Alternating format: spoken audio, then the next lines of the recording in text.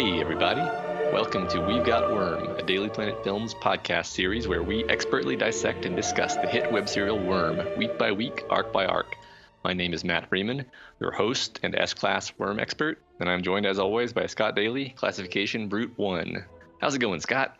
It's going good, Matt. I don't know what those things you just said mean, but I'm going to assume that it's mean to me. It's a compliment, Scott. I don't believe you. I think class 1 is normally not a good thing. It's like first place. Okay. Thanks, Matt. That's so nice of you. But yes, in this podcast, you will guide me, a first-time Worm reader, through the mean streets of Brockton Bay as I inspect, interpret, and even speculate on what the story is and where it is going. This week, Matt, we're covering Arc 7, Buzz. And Matt, what's the buzz? Tell me what's a-happening. There's like 5 people listening right now who just got that reference, and you're all my best friend. And I am not one of them. I played it for you before we started. I didn't know what that was, so we'll talk about this off air.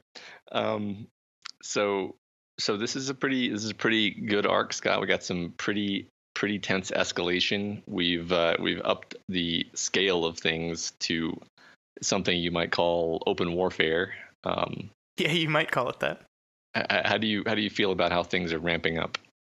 I like this a lot. I think we take, we finished last week with Taylor's big decision. She's now going to be a member of the Undersiders for reals, and we kind of follow that up with some pretty big consequences of that decision.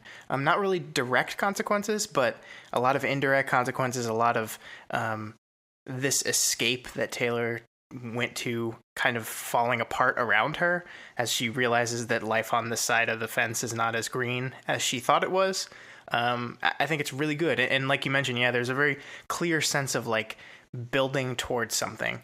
And we see by the end of the arc what we're building towards. And I think next arc promises to be crazy. But there is a lot of rising action here. Yeah, a lot of the glamour falls away from the various aspects of the choices she's made. Like she gradually and then severely damages a lot of her personal relationships here. And it just seems overall like her choice is a lot worse than she thought it was at the start of the arc. Absolutely. But we're going to get into all those details in a little bit. First, let's go through some feedback from the interwebs. All right. First on Reddit, Wildbow stopped by the Reddit thread again to offer some insights on his writing process for a few scenes in the last arc. We're not going to go through each of the things he said here, but it was pretty fascinating. And if you haven't dropped by the Parahumans subreddit, we strongly suggest that you do. It's really fun, and it's cool to see these insights into the process that Wildbow offers, and you get to interact with a lot of fun people. In general, on the Reddit, we got lots of complaints about how we rushed through the final interlude last week because we were running late. And upon going back and listening, I agree that we moved through this section pretty quickly, but I still feel like we covered the major plot beats. How did you feel about that, Scott? Yeah, I mean, I definitely understand what people were saying. I covered all the things that I specifically wrote down that I wanted to talk about. And the major thing being the legal ramifications of using powers in this world, and seeing legally how the world processes these things and deals with these things, and how that reflects on Taylor and the decision she just made. So the fact that we get to cover that's what I wanted. I think, yeah, we could have spent some more time talking about Dragon and what I think she is. We could have spent more time talking about the prison itself and the social structure inside of it and everything around that. And we could have talked about Lung a little bit more and the fact that we get a little revelation toward his character. But with that stuff, I'm fairly confident that this is all going to come up again, and we'll be able to discuss them in much more depth when they do.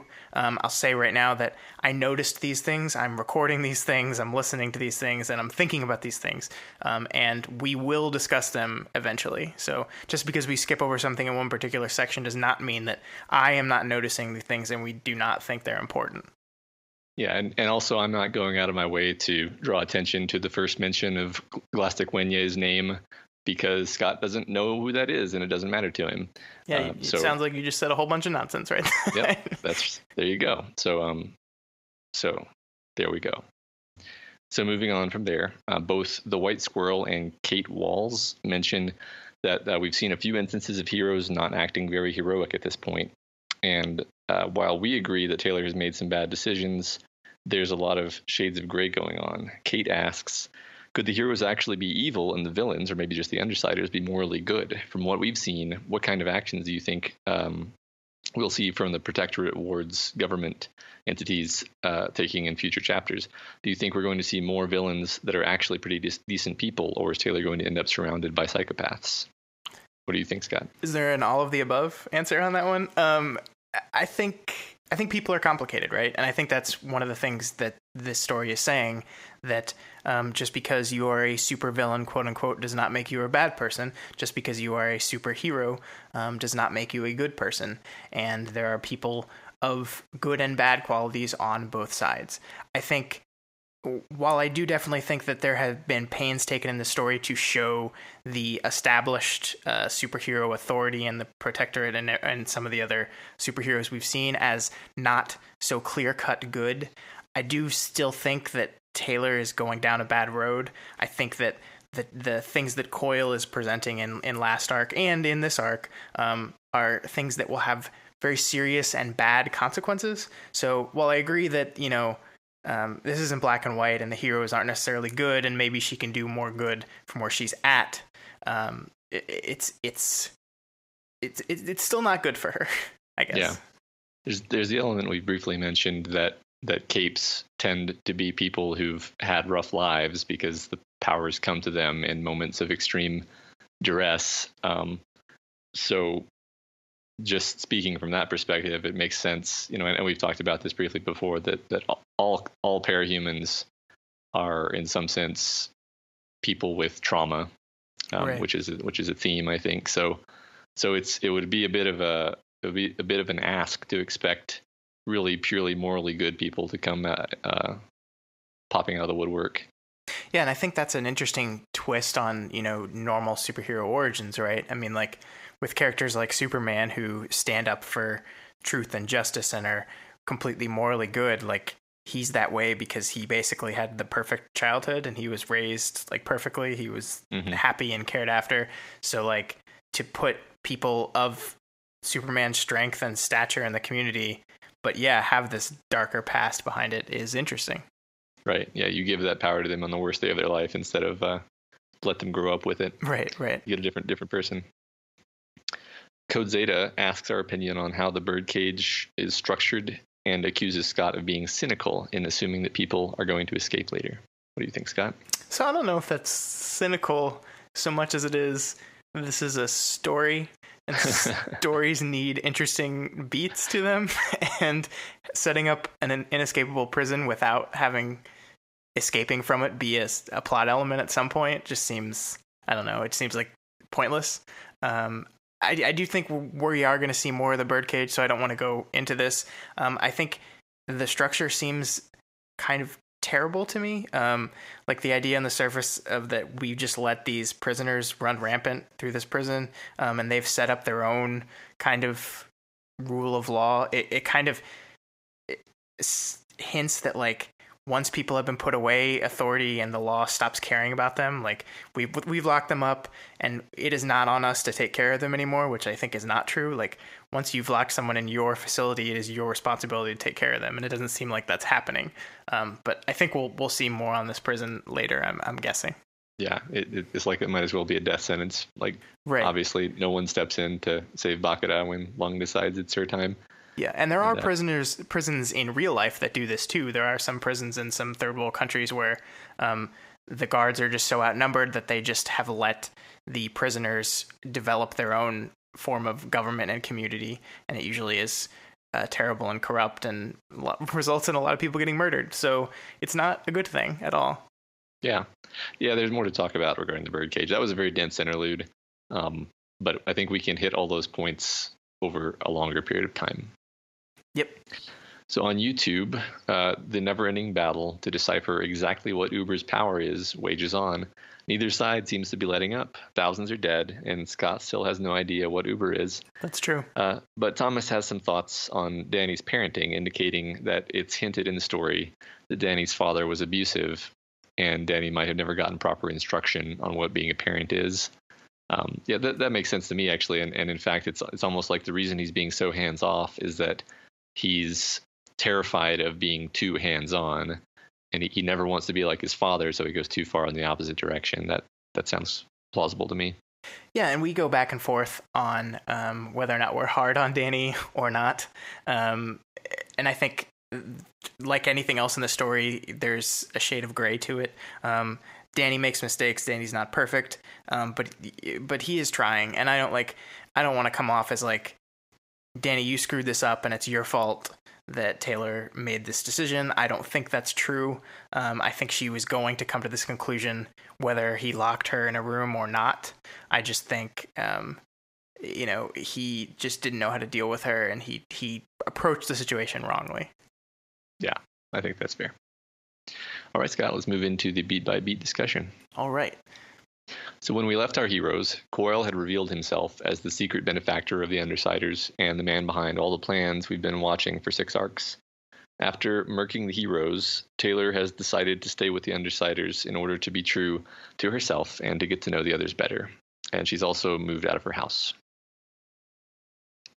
So as we open 7.1, we cold open on Taylor sparring with Brian. As they grapple on the ground, Taylor and the other Undersiders can't help but notice the sexual overtones. Duh. You mean those things we've been noticing since arc 3? Yeah. I think it's funny that other people are pointing it out, and Brian is just completely oblivious still. Yeah. I mean, we learn in this arc how oblivious Brian is to a great many things, which it was surprising to me, but we'll get more on that later. Yeah, right. So they chat a bit. Alec returns with lunch, and then the Undersiders are all together, so they sit down to discuss Coyle's offer of, essentially becoming his vassals in Brockton Bay. They agree that accepting this offer has to be a unanimous decision as opposed to their prior missions where it was just majority decision, because it changes the context of the agreement entirely. First, Brian insists that Alec give them the scoop on his past identity because they don't want to walk into the situation with something hanging over them that they don't know about. And Alec explains that his dad is Heartbreaker, a parahuman who can induce powerful emotions in others by mere proximity, and who formed a cult around himself by mentally enslaving women, and I think other people too, by making them love him. Consequently, Heartbreaker has lots of kids, Alec being one of them. Alec goes on to explain that he wasn't really well taken care of beyond the basic amenities, and that he had to deal with his dad trying to induce trigger events in all of his kids semi-regularly by setting up tests. And also, if the kids annoyed him at all, he just hit them with unmitigated terror. And then eventually, his dad ordered him to murder a captive, and so he did it. And he was probably 12 or 13 at the time, and that was one of the factors that led to him leaving. So, Scott, how do you factor in all the above biographical information into your existing understanding of Alec? I think it all slides in really nicely, and I think, shockingly, I love this, in that, we've talked about reveals before, we've talked about setups and payoffs, and this is one of those ways in which I think reveals work best, that it's not something that you completely didn't see coming, it's just one that perfectly recontextualizes everything you've seen up until this point in a realistic way, a non-artificial way. Alec has always come off as immature, not very disciplined, a strange fixation on violence, and a coldness to it. And all of that tracks with what we just learned. So it's a very understandable state of mind. And also there's hints to the fact that, the emotional damage that his father does could be permanent. So we could also just see his kind of indifference toward violence be just a side effect of constantly being racked emotionally by this person. And I just understand him now. And I think that was really well done. Yeah, I like how this was doled out to us. I like that we get to know him and we kind of get to like him for who he is, even though he's got this kind of dark side. And then we're kind of told why he is that way. So retroactively makes us feel better. Right, and a very similar thing was done with Rachel, too. We got to know her as a character and then got the explanation why she was acting that way. And I just think it's a really good way to set up your characters and to make people care about them. First of all, it's interesting to read. It's kind of, there's an air of mystery around a character where you see their actions, you understand who they are, but you don't understand the why. And the why matters, but it matters in an organic way and not like a forced, it's character reveal time. And I just really liked that. Yeah, that's an interesting comparison to Rachel. I hadn't thought of that. It kind of makes you think once again about the trauma aspect and how, while Regent's power doesn't mess up his brain directly, his brain probably is messed up due to someone's power. Yeah, absolutely. I would love to just see like a psychologist or a psychiatrist sit down and analyze these characters and see what kind of actual issues they have, because I'm sure they all have various ones. Mm-hmm. Yeah, that would be really cool to see. All right. So in addition to everything that we just talked about, Heartbreaker has a history of coming after family members who leave. So the Undersiders have to keep an eye out for that. But they're not really too worried about Alec's backstory now. So they move on. Brian points out the asymmetry going on between going on isolated missions versus holding territory against all potential comers. So this is Brian being old, cautious Brian again. Yeah, and I think you pointed this out a lot this arc as I was reading through your notes. But you're absolutely right in that he's always taking the path of least resistance. And he has a point here that, going on hit and run missions as they've done so far is very different from, holding territory. It is a whole different ballgame.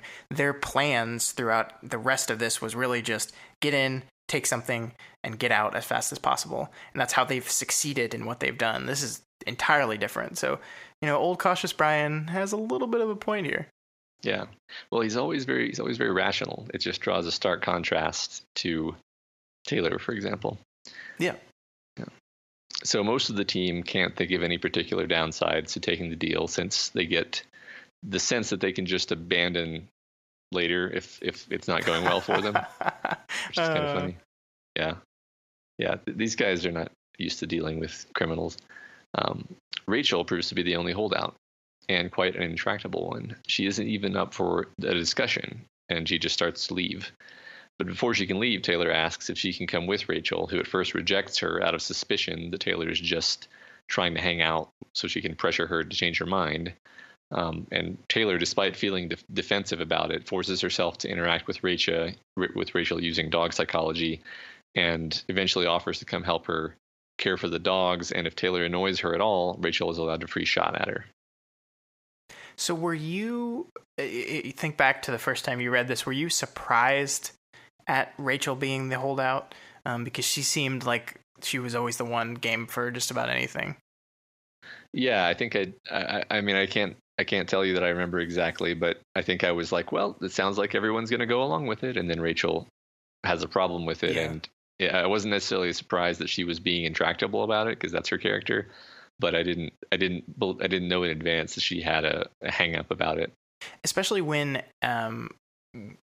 Coyle revealed like the thing he had for every person last arc, hers was the one that seemed the most obvious and agreeable. That's just like, we understand you have to take care of your dogs. I will help you do that.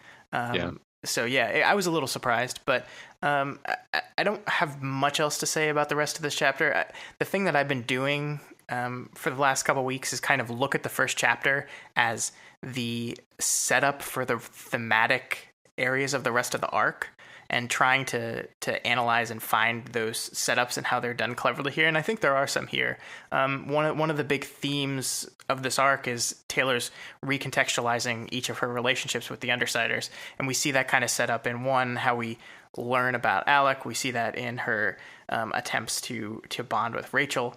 We also see, contemplating of consequences. We see the little bits of setup there as they're talking about. I liked what you said about they can't see any reason why accepting Coyle's idea would be a bad thing, and they have just no idea. So I think that the thing that I'm noticing is this first chapter has to do a lot of things, and it's not setting up just stuff within the chapter itself. It's having to set up the entire arc. And when you pay attention to that, you start to see these moments where Wild Bill clearly says, I am setting up this. This is what I'm wanting to do with this whole section of the story. Yeah, that makes sense. While you were just speaking, I was thinking about how they all seem pretty blasé about the idea of holding territory, and very quickly within the story, we see that if someone like Purity comes along, for example, they can't hold territory against anyone with like a power level too much above their own. So they're actually being a bit delusional, even saying like, oh, we'll use Taylor's bugs to make sure no one's sneaking in. And it's like, okay, yeah, what if someone actually strong comes?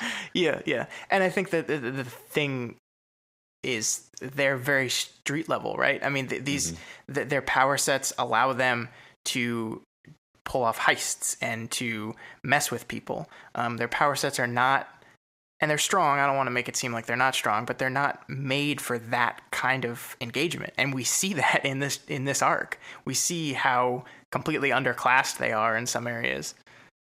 Yeah. I mean, I think it's a fun storytelling choice that they're not a weak group, but they don't have any particular heavy hitters in their group. Right. So it means they have to be more creative and dynamic. All right. So moving on to chapter 7.2. Taylor immediately notices that Rachel seems more relaxed when there are fewer people around. Taylor asks her about the dogs and their training a bit, and Rachel grudgingly begins to converse. They make their way to Rachel's building, where she keeps about 10 to 20 dogs. Yeah, so I love this chapter because I've been a big fan of the Rachel Taylor BFF thing since I guessed that it was going to happen. But I do like these two together a lot. I guessed that because it just seemed like the natural thing to do. But I really love how this part of the scene plays out. Like, Taylor's trying so much here. And she's using her skills, her rationality, and her logical way to suss out problems to kind of just approach Rachel as a problem to be solved. But there's no like ulterior motive to it there. It's like just genuinely she feels bad for the person and she wants to connect with them. And I just think that's really touching. Yeah, I agree. It's like it's one of the things that makes Taylor likable is her desire to reach out and connect with people, even if she's doing it in this very uniquely Taylor way. Right. So as she's kind of hanging around in Rachel's dog area, watching the dogs, she notices with her power that one of Rachel's dogs has a lot of bugs, for lack of a better word, inside it, and Rachel realizes that this is Heartworm, so she chains up the dog, who is new and untrained, and uses her power on it sufficiently to cause it to heal from the Heartworm. Yeah, this so the only thing I wanted to point out here was just that Taylor reaches out to her for her power as a form of relaxation because she's in an uncomfortable moment, and she does it to calm herself and relax. And I think that's the first time we've seen it used that specifically. Like, we've seen her reach out in like defense or like subconsciously, but I've never seen her just, I need to relax and chill out, so let's go hang out with bugs. Yeah, I do agree. I think that's the first time that she's done this, and it's kind of a shift in maybe how she interacts with her power, because we're used to seeing things like the power was roaring at the edge of her awareness and trying to intrude on her awareness, and it's almost like a more violent, intrusive thing. And now that she's given herself over to being a supervillain, rather than resisting it, she's in more of a peaceful equilibrium with it. Yeah, that's a really good point. So after Taylor lets her know the Heartworm is gone, Rachel tells her to go shovel shit. And Taylor does some more apparent dog psychology and refuses to take the role of a servant, and then refuses to back down when it comes to threats between the two of them. And then Rachel kind of accepts this, and Taylor ends up going to pick up lunch instead. The cool thing about this to me was that she pushes back on her without really thinking about it. Like, I think specifically the quote is, she says, "Fuck you," the words spilled out of my mouth before I could censor them. I wasn't positive I wanted to censor them, but it bugged me that I'd done it without thinking it through. Now, of course, that's Taylor being upset with herself for not thinking anything through, but it just so happened that pushing back in this manner against Rachel was the exact right way to do it, because that's what she responds to. But it wasn't her like setting about and thinking logically how her mind works and how she would respond to stuff. It's just how she naturally acted. And first of all, I love how Taylor's like quote unquote learning to act a little more rash.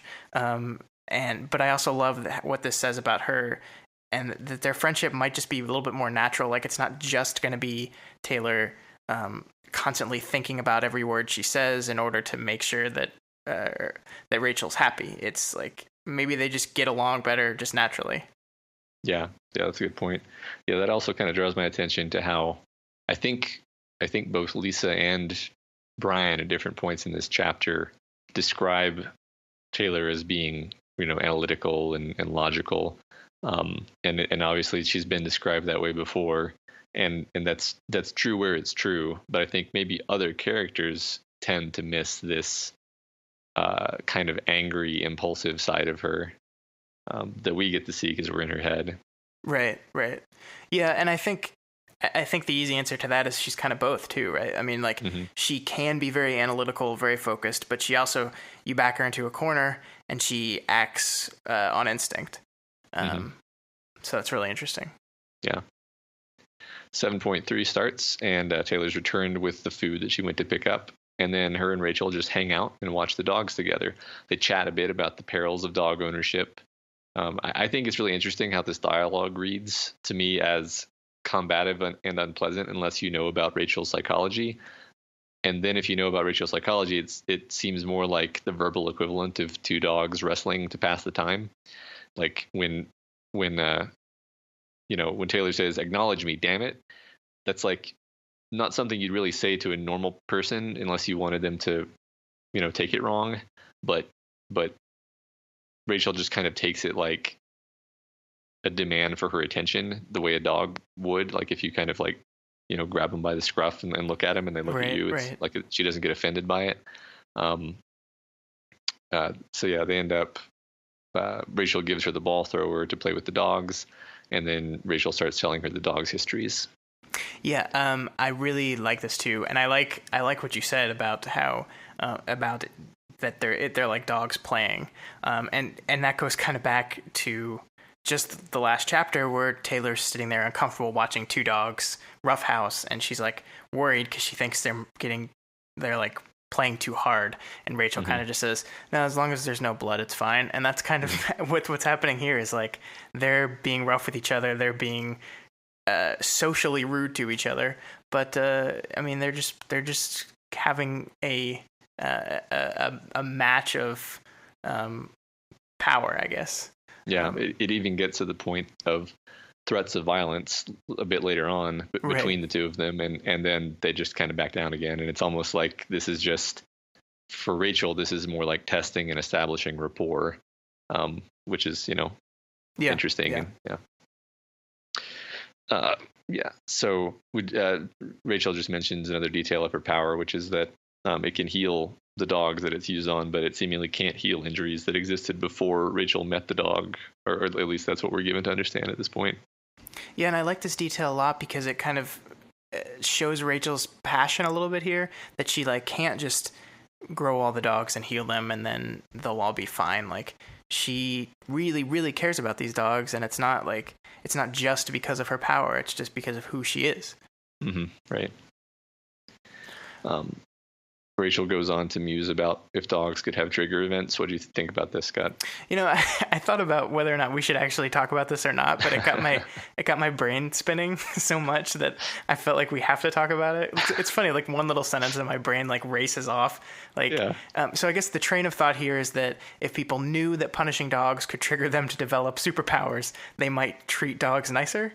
But of course, you can make that same argument with people, and I think Taylor's a really good case of should we not shove this person into a locker with tampons because maybe she'll get superpowers and come back and kill us? But it seems like in this world that is not really taken into consideration. I know Taylor says that most people aren't as aware of what trigger events are outside of the Cape community, but it seems like this is not a thing that has changed behavior in the world. So I think Rachel's wish is kind of foolhardy because people are still assholes to people no matter if being an asshole gives them superpowers or not. Right. And really, if someone's going to mug somebody, they don't know if the person they're mugging is actually, Glory Girl necessarily. So right. So it's already a pretty big risk. But I think one thing that, I don't remember if this number ever actually comes up in the story, but I think one thing to mention is that powers are really, really, really rare. That kind of makes sense because Brockton Bay is like a normal sized city, and you get the sense that we probably know most of the Parahumans in the city at this point. I don't know if that's the sense you get, but is that the sense you get at this point? No, I probably not, because I feel like, and maybe it's just my not great understanding of how many people are actually in the Protectorate, because I know the main players in that, but I don't know if there's like a whole team. I mean, maybe, I don't know. I don't have a good sense that I know everyone or not, but I do agree that it's pretty firmly established how rare they are. Although it's also established that as time goes, they're getting less and less rare because they propagate through DNA and through children. So as things are going to go, superpowers are going to get more and more common. That's true. So as they're hanging out, they hear a bottle break outside, and Rachel says, "These guys again," and goes to handle it. She brings her 3 main well-trained dogs with her and confronts a gaggle of white supremacists at the front door.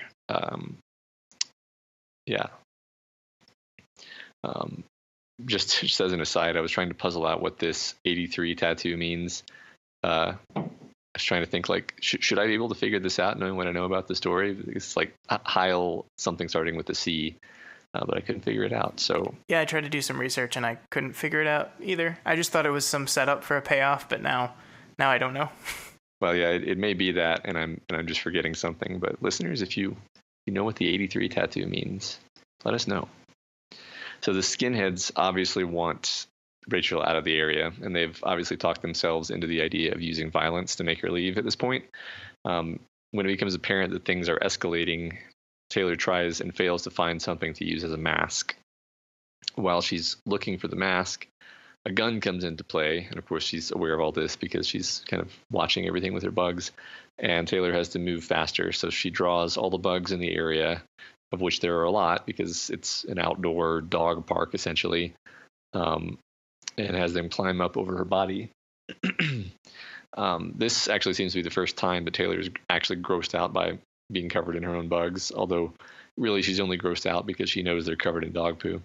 Yeah, they're poop-eating bugs. This is gross. This is so gross. I kind of wanted to throw up reading this, but I am surprised at how grossed out she was. Judging by how used to the bugs being around her she's gotten, her reaction here kind of surprised me a little bit. But I mean, you are right, these are poop bugs and they're crawling all over her skin and on her face and her eyes. Ugh. Yeah, she goes out of her way to point out that normally she has her costume on, and so the bugs are not actually on her skin, and so this is different. But maybe even this is desensitizing her to it gradually, though, and she's just not going to care anymore at all soon. So as she's heading outside, she sends a text to all the other Undersiders, but only gets a response from Brian. Taylor ends up with a bug suit, several layers thick, and then she grabs a knife and heads outside. And I absolutely love everyone's reactions here to Taylor completely covered in a thick layer of writhing bugs. It's just my favorite thing. Yeah, and they're all right because it's super gross. It's super gross.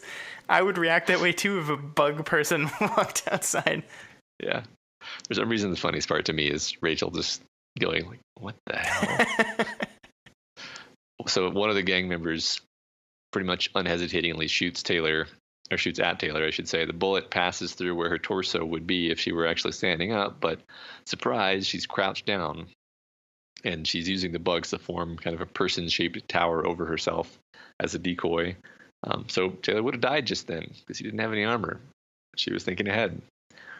She uses her bug sounds to accentuate her voice and make herself even creepier than she already is at this point, and less human. She pretends that she can turn into bugs, which, why not? Again, this is our motif of knowledge or ignorance about people's powers being a major factor in deciding the outcomes of fights. Yeah, and again, we're seeing, Taylor come up with new, really cool things for her powers to do, basically on the fly. That was a pun. Did you get it? Did you get it? Because flies are bugs. I didn't know. Oh, I get it now. Yeah, but she reads the scene, she parses the information out, and she comes out with these plans it's quickly. And yeah, she technically, it states that she borrowed from what Gru did with his shadow stuff before and what Tattletale did with misinformation, but she puts her little skitter twist on it, and she just does this without any real setup. I mean, it technically all makes sense from a world perspective, but like I said last week, when Taylor does stuff like this, we don't see her planning it out. We just see her do it. And that's, I think, reflective of the fact that she makes these decisions very quickly, and she's very quick on it. So we don't see her planning it out because she doesn't really. And I just think that's really cool. Yeah. So the boy shoots at Taylor a few more times and then turns the gun on Rachel. So Taylor decides she actually has to end this. So she tackles the guy, covers him in the swarm, and slices his forehead with her knife in order to make an even more horrific scene. And she actually justifies this as being more humane than letting the dogs tear the gang members apart, which I suppose is fair on one level. But again, what's disturbing here isn't that she does this, it's that she's so cold and flatly rational about it. Yeah, it's like she's some sort of a bug person. Cold and instinctual and bug-like. Yes. I actually meant to talk about this when the reveal of what the powers can do to your brain was revealed. Because I think, there's a second there where Taylor wonders if it happened that way to her, and Lisa kind of shrugs it off.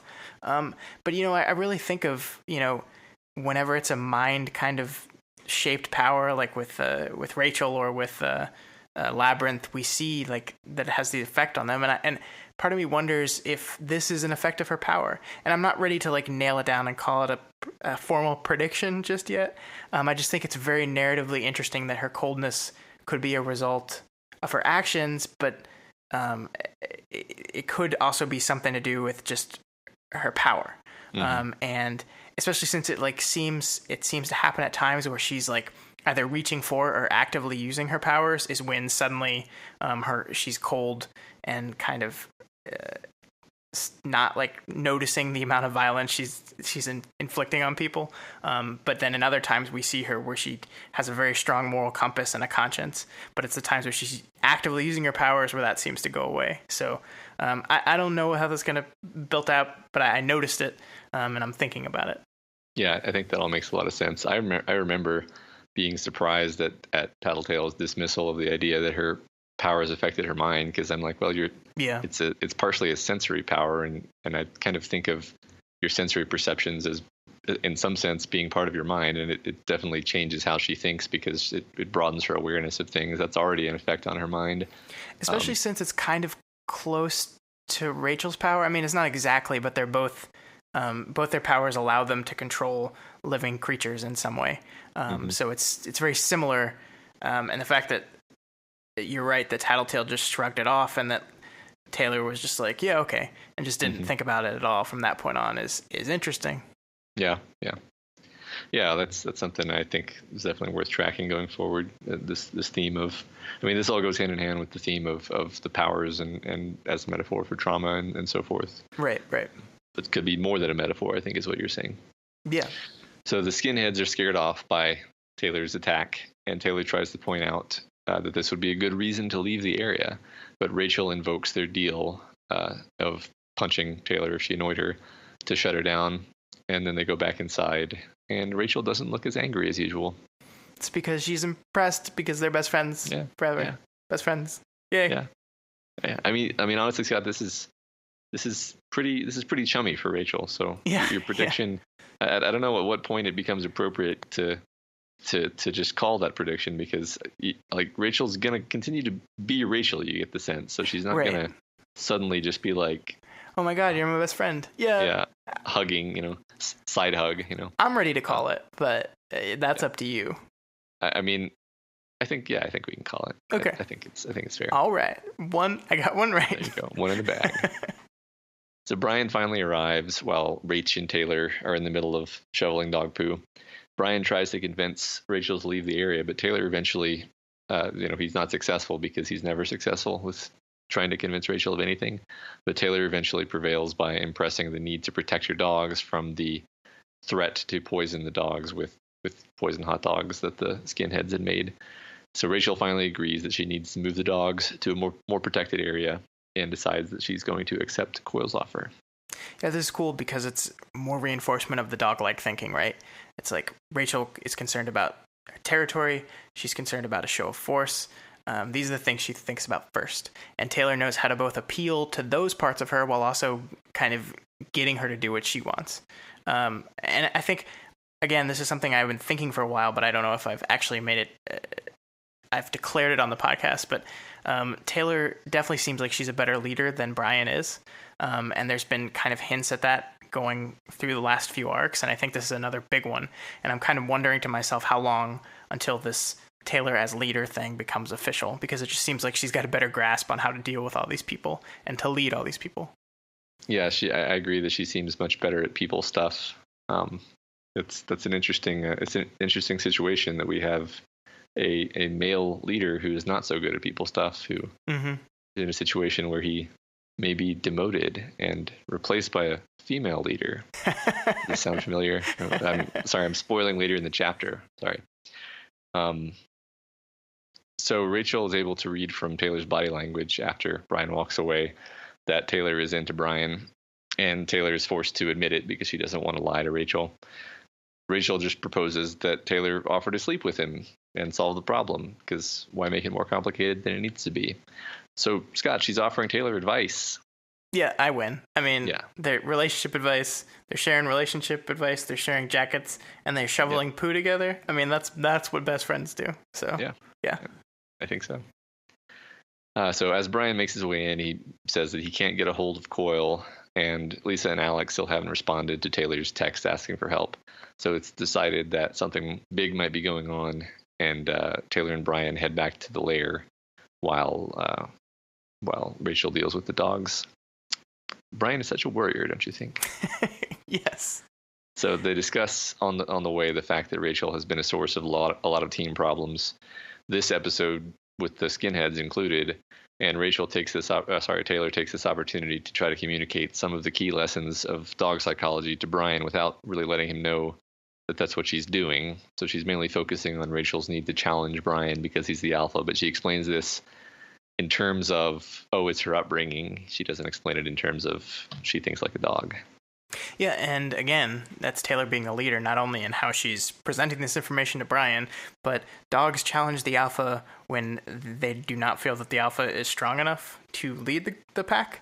And all of a sudden, we've seen Rachel kind of, I'll say warm up, although that's not really it, but we've seen her take more of an interest and more of a kindness toward Taylor. Maybe it's because she's recognizing her new, but maybe unestablished stint as the alpha of the group. Yeah, that makes sense. So they make their way to the lair, the hideout. I guess they call it the loft. I like how Brian uses his darkness specifically to silence the opening of the door. That's one thing that it's like we knew he could do that, but it's just clever and very organic how he does it. Yeah. So it turns out that Lisa had been on the phone with Coyle this whole time, and Alec is just goofing off on the couch and not paying attention to his phone. Yeah, it's like we once again see, even though the stakes have been ramped up, the world is expanding out, and the amount of things that the Undersiders are responsible for continues to grow. Alec still kind of just sees this as a game and doesn't take it very seriously. And I think I'm confused as what was the rationale for Lisa again? I can't quite remember.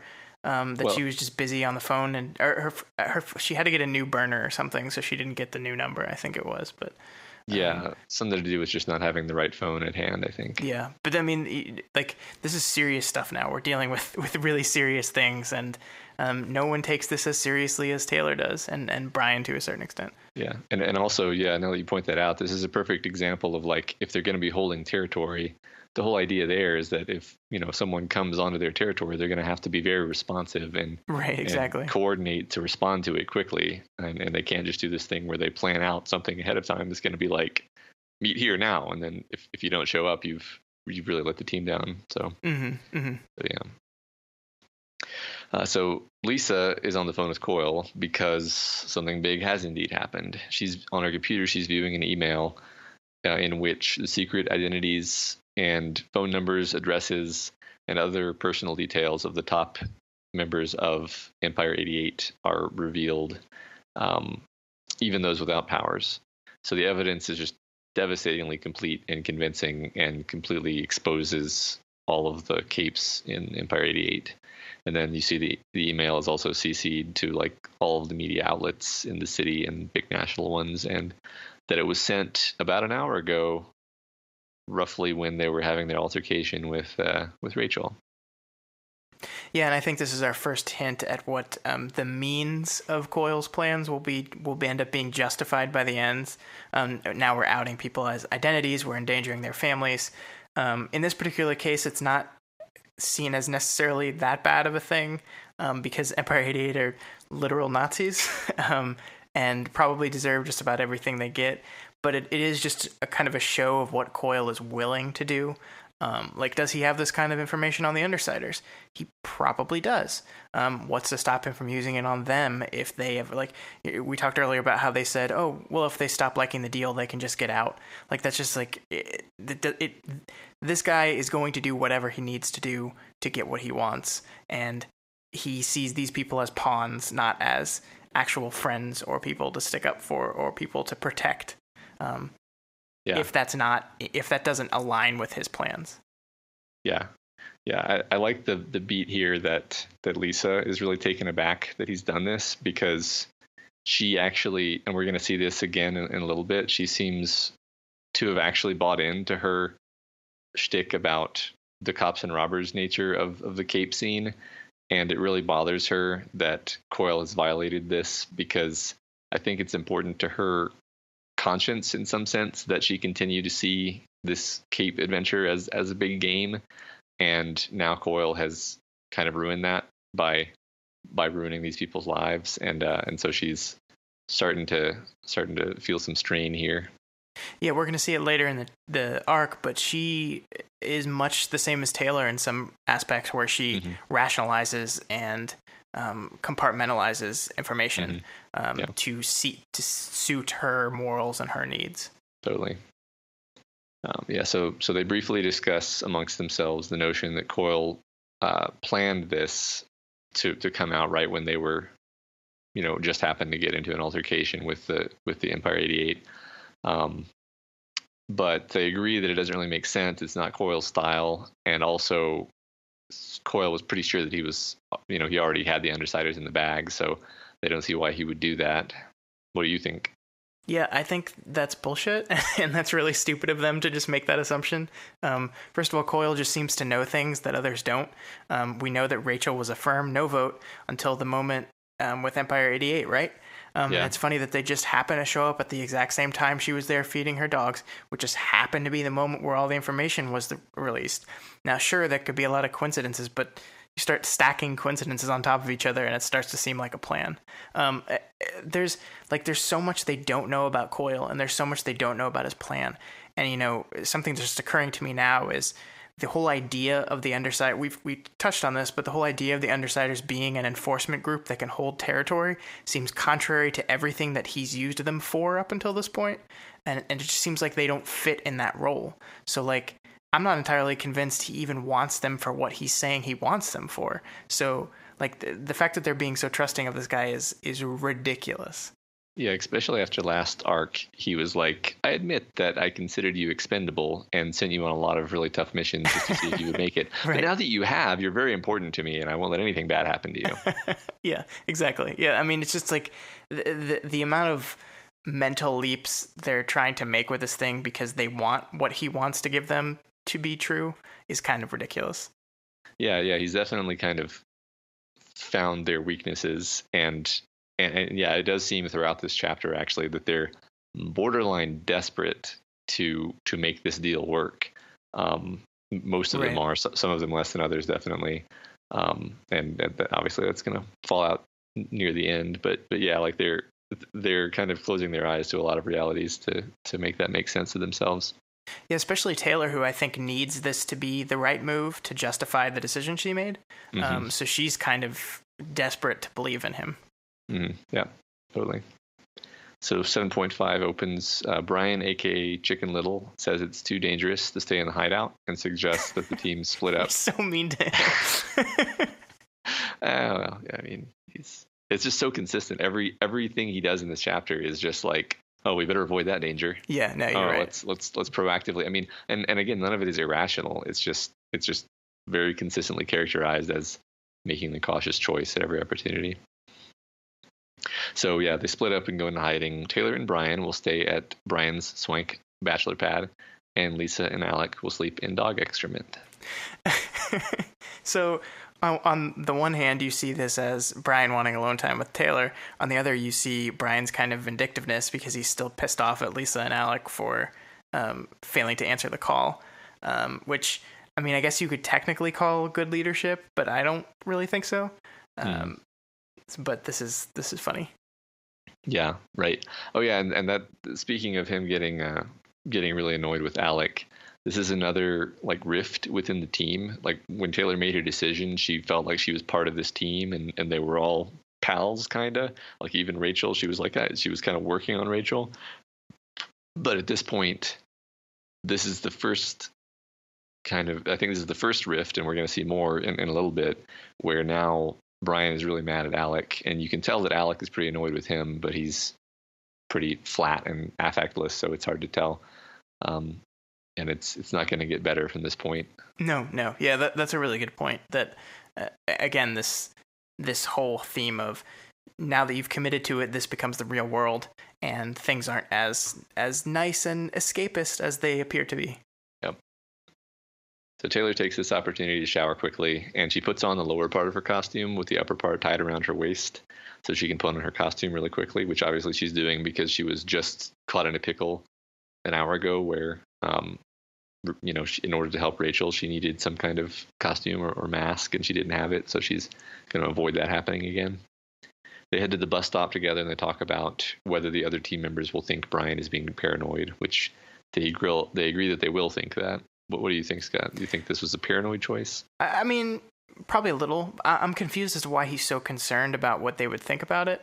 I think maybe he's starting to get the idea that he's not as good of a leader as he thinks he is. He even comments on the fact that, like, he just kind of instinctually takes charge and orders people around without ever, like, really been given the authority for it.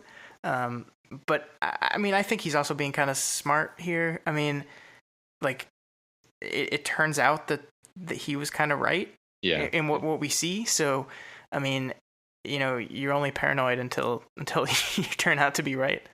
Yeah, I think that makes sense. I think I remember at the Somers Rock meeting with all the villains, it's almost portrayed as if Gru is grudgingly taking the role of leader because they have to have a representative of the Undersiders, but he's not really the leader. It's kind of a weird nebulous position where he's kind of the leader, but not really. Mm-hmm. So they get on the bus together, and Taylor continues their ongoing casual body contact as he stands beside her on the bus.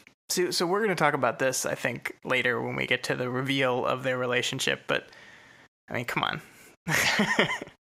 Yeah, right. I think Scott and I are on the same page with regard to the meaning of casual body contact. But then Sophia boards the bus. Oh, this bitch. I hate her. Yeah. So Taylor immediately goes in fight or flight mode. as Sophia looks around the bus and eventually sees Brian and is checking him out pretty obviously. So Taylor reacts to this by asking Brian for a favor, telling him to play along, and then when he bends down, she kisses him on the lips. And at this moment, she feels complete calm. The tension melts away, and there's utter peace. And then Brian disengages and doesn't really, she shakes her head so he doesn't react.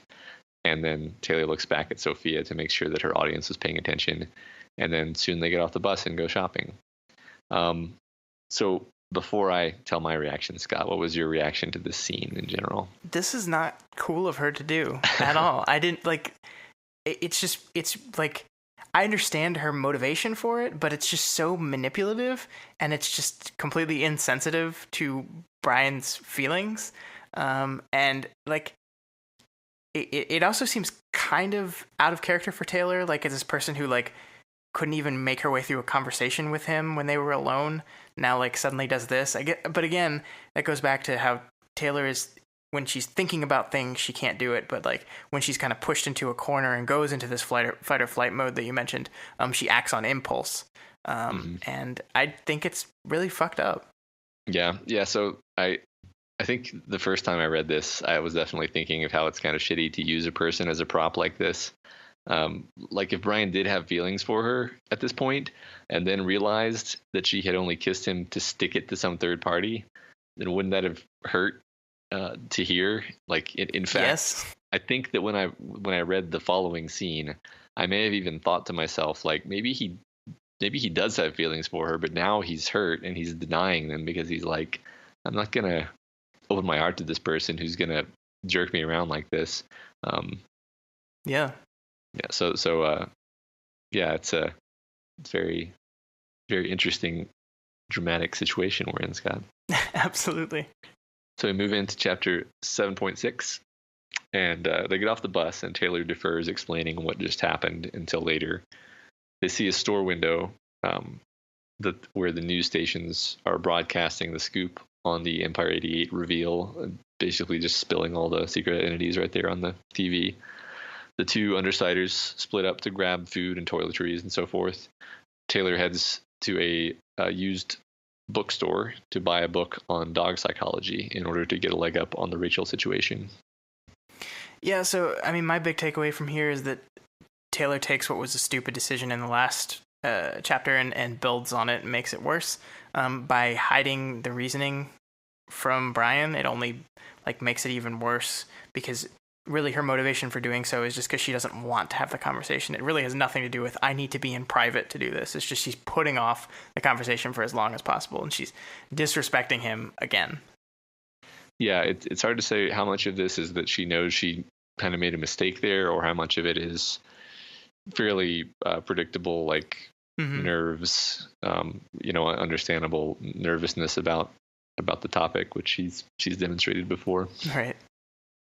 So while she's in the bookstore, someone sneaks up on Taylor, and at first we think it might be Brian, but it turns out to be Sophia, who's followed her into the bookstore just to kick the crap out of her. And this is a really vicious attack. This is a significant step up from the more petty assaults that have taken place in school. Sophia practically rips off Taylor's ear and claws her cheek with her fingernails. And Taylor eventually fights back by striking her with a book. And the two of them kind of square off, with Sophia just talking shit at her for a while, explaining that she's furious that Taylor told the authorities and got her suspended, and basically saying, like, yeah, you're lower than me and your role is to just eat shit, Taylor. But before the fight can continue, Brian shows up and puts a stop to it. Yeah, so this whole thing is really violent. And we've talked about escalation in relation to the story a lot. And what we're seeing here is escalating from bullying being mean pranks that are still awful, to just physical, flat-out violence. Just, I'm going to beat the shit out of you. I do have a theory about Sophia that I think became apparent to me after this section, but I will save that for Scott's speculation. Trademark. Yeah, this was kind of shocking, and I think it goes to show, once again, that Taylor's escapism is crashing down around her, and that she made this decision. She's going to fully embrace the supervillain side, but suddenly, after this choice, here's your bullies again. You cannot escape from them. They're here again, and they are hurting you even more now. Yeah, and her choice doesn't help her with this at all. She can't use her powers. I mean, it mildly helps in the sense that she has Brian to back her up now, but she's still like, it doesn't count as a win in her mind. She's not like, yeah, I stood up to Sophia and then Brian came and backed me up. It's more like I got the shit kicked out of me by the bully again. Right. Period, basically. That doesn't feel good at all. So yes, she's once again refrained from using her bugs when she could, to get out of a situation, because her life really would be a lot worse without a secret identity. Yeah, but I think the interesting part is that is the only reason she doesn't use her bugs here. It's not because she thinks it's wrong to use her bugs on her bullies or use them on just civilians in general, but it's specifically because then she'd be discovered. So that's a change in her that I think was a long time coming. But yeah. So they make their way out of the store after having to deal with the shop owner, and Taylor finally has to explain the kiss, and she explains that it was partly for show for Sophia, although I don't know if that's true, and then partly for Taylor herself, because she likes him, and she explains in Taylor terms why she thinks she likes him. Yeah, I love that she's kind of taking Rachel's advice here, right? And just going for it. But she's doing it in just the most Taylor way possible, which includes like spreadsheets and lists of all the things she likes about him that are all tabulated and collated. And I like which that he calls her out on. Yeah, he immediately calls her out on it. But she gets rejected, Matt. Yeah. It's I remember this being pretty gut wrenching when I read it, and so it like to a funny extent. Like I remember being a grown ass man with children sitting on like my commuter train reading this, and just being like severely upset about this rejection of the teenage superhero in my internet web serial. So like, because I was just not expecting this, because the story really has. I mean, I don't know. I don't think you were expecting this either. The story has really set up this, like, Brian is clearly into her. He may not be the most competent at giving signals, or like getting subtext, but it's like, it's obvious that he is into her. So why does this happen? Yeah. And I mean, he kind of explains it. He's apologetic, and he's like, I haven't spent much time around girls, and I just don't think much about relationships, and he thinks of her like his sister, a friend, and he just has pity for the bad experiences she's had to endure. God, he doesn't even know the right ways to shut someone down, because calling them your sister is not it. No. Yeah, I have a lot of thoughts on this, and I still really haven't like gathered them, because like on the one hand, you're right, we've seen so many signals from him that he's at least somewhat interested in her, like so many very clear, obvious signals. So on the one hand, I'm not like, I don't think he's being entirely honest with himself, but on the other hand, we're also in Taylor's head, so maybe this was just her reading into these moments a little more than she should, and her like putting some of this on him, even though he wasn't acting that way. But then, on the other hand, like Taylor's default state is not to assume that he's into her, but rather assume that he's not. So like her putting this stuff on him would be kind of against her character. So I don't know. Like you're right that it was very surprising. I mean, I texted you the moment it happened. I was just like, no. Yeah. But I don't know. I'm still very up in the air on it. I'm just not sure. Yeah, about what all this means. I remember this moment earlier when Tattletale basically said, I think it was something like, I don't even think Brian knows what he's thinking with regard to romantic things, which, I interpret as meaning like Tattletale's assessment, whether she's using her power or not, is that Brian is a guy who's really deeply not in touch with his feelings. So maybe that's part of what's going on here. Right. That's just a thought, because I remembered that. Yeah, and I do think you're right that there's something to the fact that she used him as a prop that maybe put him on the defensive with this, that this was really not the way for him to find out this, that it was not a good scenario for that realization to come to him. So I'm not fully ready to declare the Brian Taylor romance dead, but this was definitely surprising. Yeah, so this chapter, she's been physically beaten by her bully and then rejected by her crush. So this is overall a pretty ball-crushingly depressing chapter. Yeah, and I think it fits in with what we're doing in this arc, right? This is Taylor discovering new things about the choice that she's made that aren't so special and escapey. Taylor made this decision, the decision to chase that like escapist, rosy, happy, fun time thing that she felt when she was being Skidder and she was with the Undersiders. Now she's fully committed to this, and it's the real world. And when it's not so happy, it's not as fun as she thought. In the real world, the boy you like doesn't always like you back. In the real world, the bullies who were driving you crazy at school don't just bully you, they beat the shit out of you. And in the real world, your decisions have consequences. Like, for example, like a crazy white-powered superhero flying around blowing the shit out of the poor side of town. Yeah. Which is the most beautiful transition in the world to the next chapter. Go, Matt! Here we go, 7.7. In Brian's apartment, they are watching on TV as Purity systematically obliterates much of the docks area, starting off by flattening Rachel's recently vacated dog shelter. So good thing they convinced her to leave. Yeah, remember when we were in the head of Purity for a second there, and she said that she wasn't all into the white powery stuff, but we do see the first area of town she destroys is the poor and usually a demographically non-white part of town. So Purity is not as pure as she claims to be. She doesn't have a pristine white conscience. Jesus, these right, puns. Yeah, this is getting bad.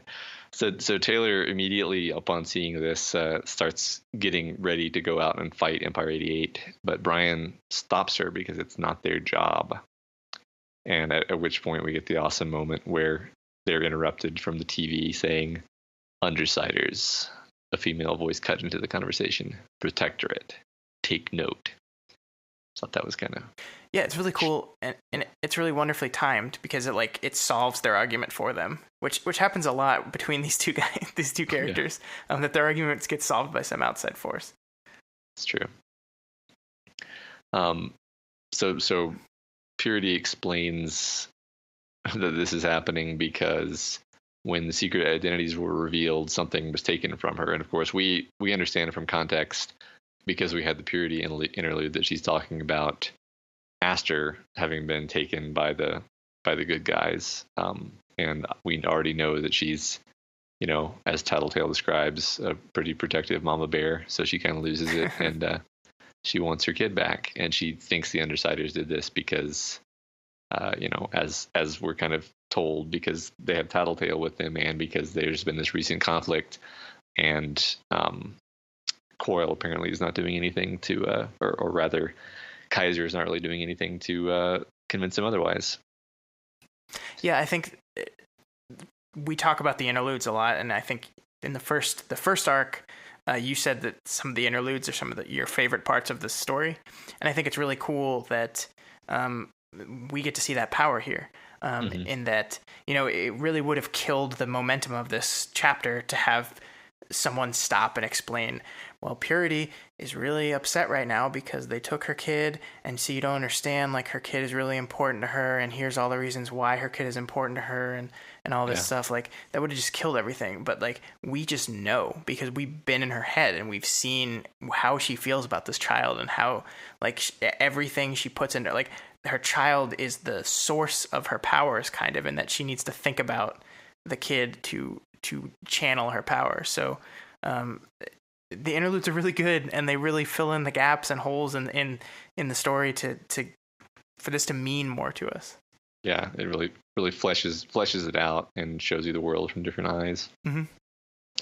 So then Purity grabs the camera from the cameraman who she's using for her announcement, and points the camera at the cameraman who's on the ground, and then the two villains, Night and Fog, murder the cameraman graphically using their combo power.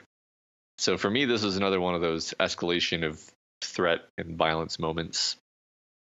Yeah, for me too. And it's different, right? Because the Bakuda scene was just like murder for like the glee of it.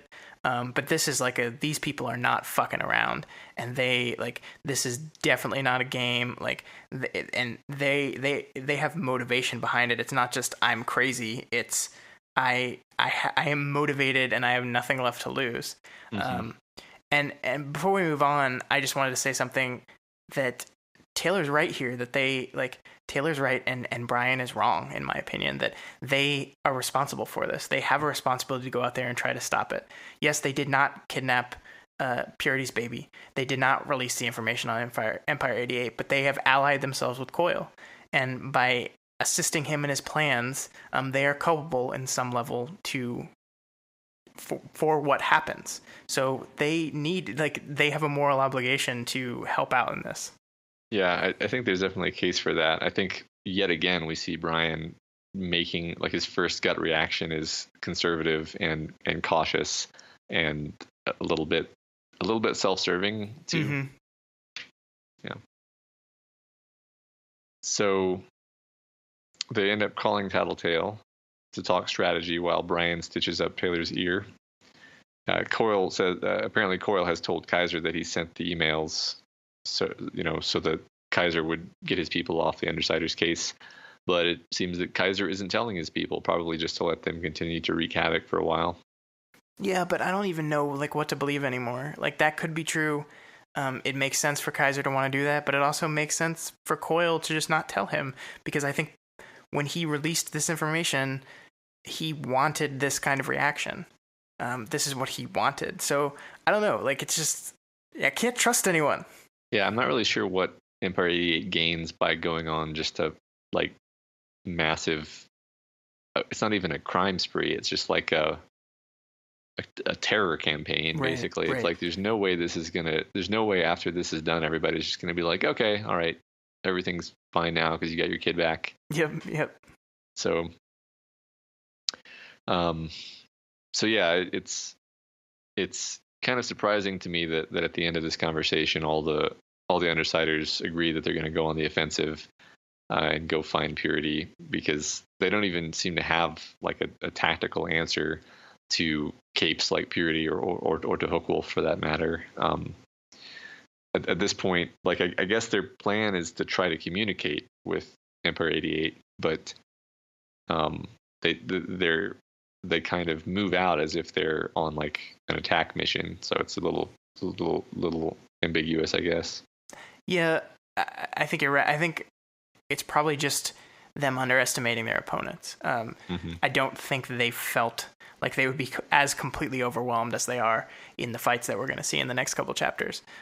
It's not a very good plan, but I do appreciate that at least the majority of them felt like they had to participate in this in some way.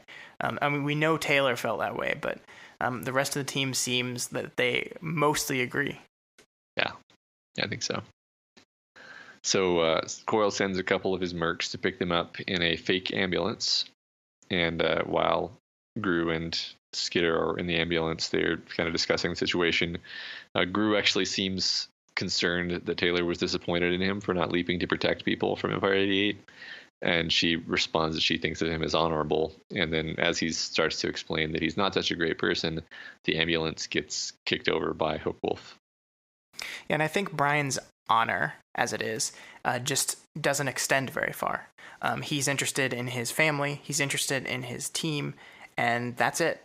And anything outside of that bubble, Brian isn't concerned with. He's not willing to take the risk. And I think he actually explicitly says that at the end of this chapter. But this is another hint towards that.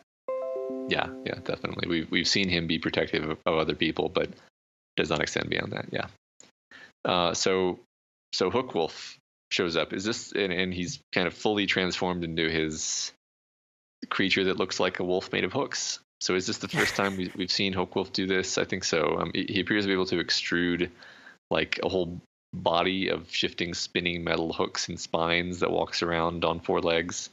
It's not clear at this point how this works exactly powers wise, but I don't find it hard to imagine what this looks like, and it looks pretty badass, honestly. Yeah, I've seen in some of the Reddit comments in the past people talking about, you know, how I think we mentioned it last week actually, how like Hookwolf, and if the bar had gone into a battle royale, that Hookwolf would have been one of the ones on the top, and that made no sense to me at the time, and now I get it. He's literally a wolf thing made of hooks. Yeah, that seemingly has no weakness at all.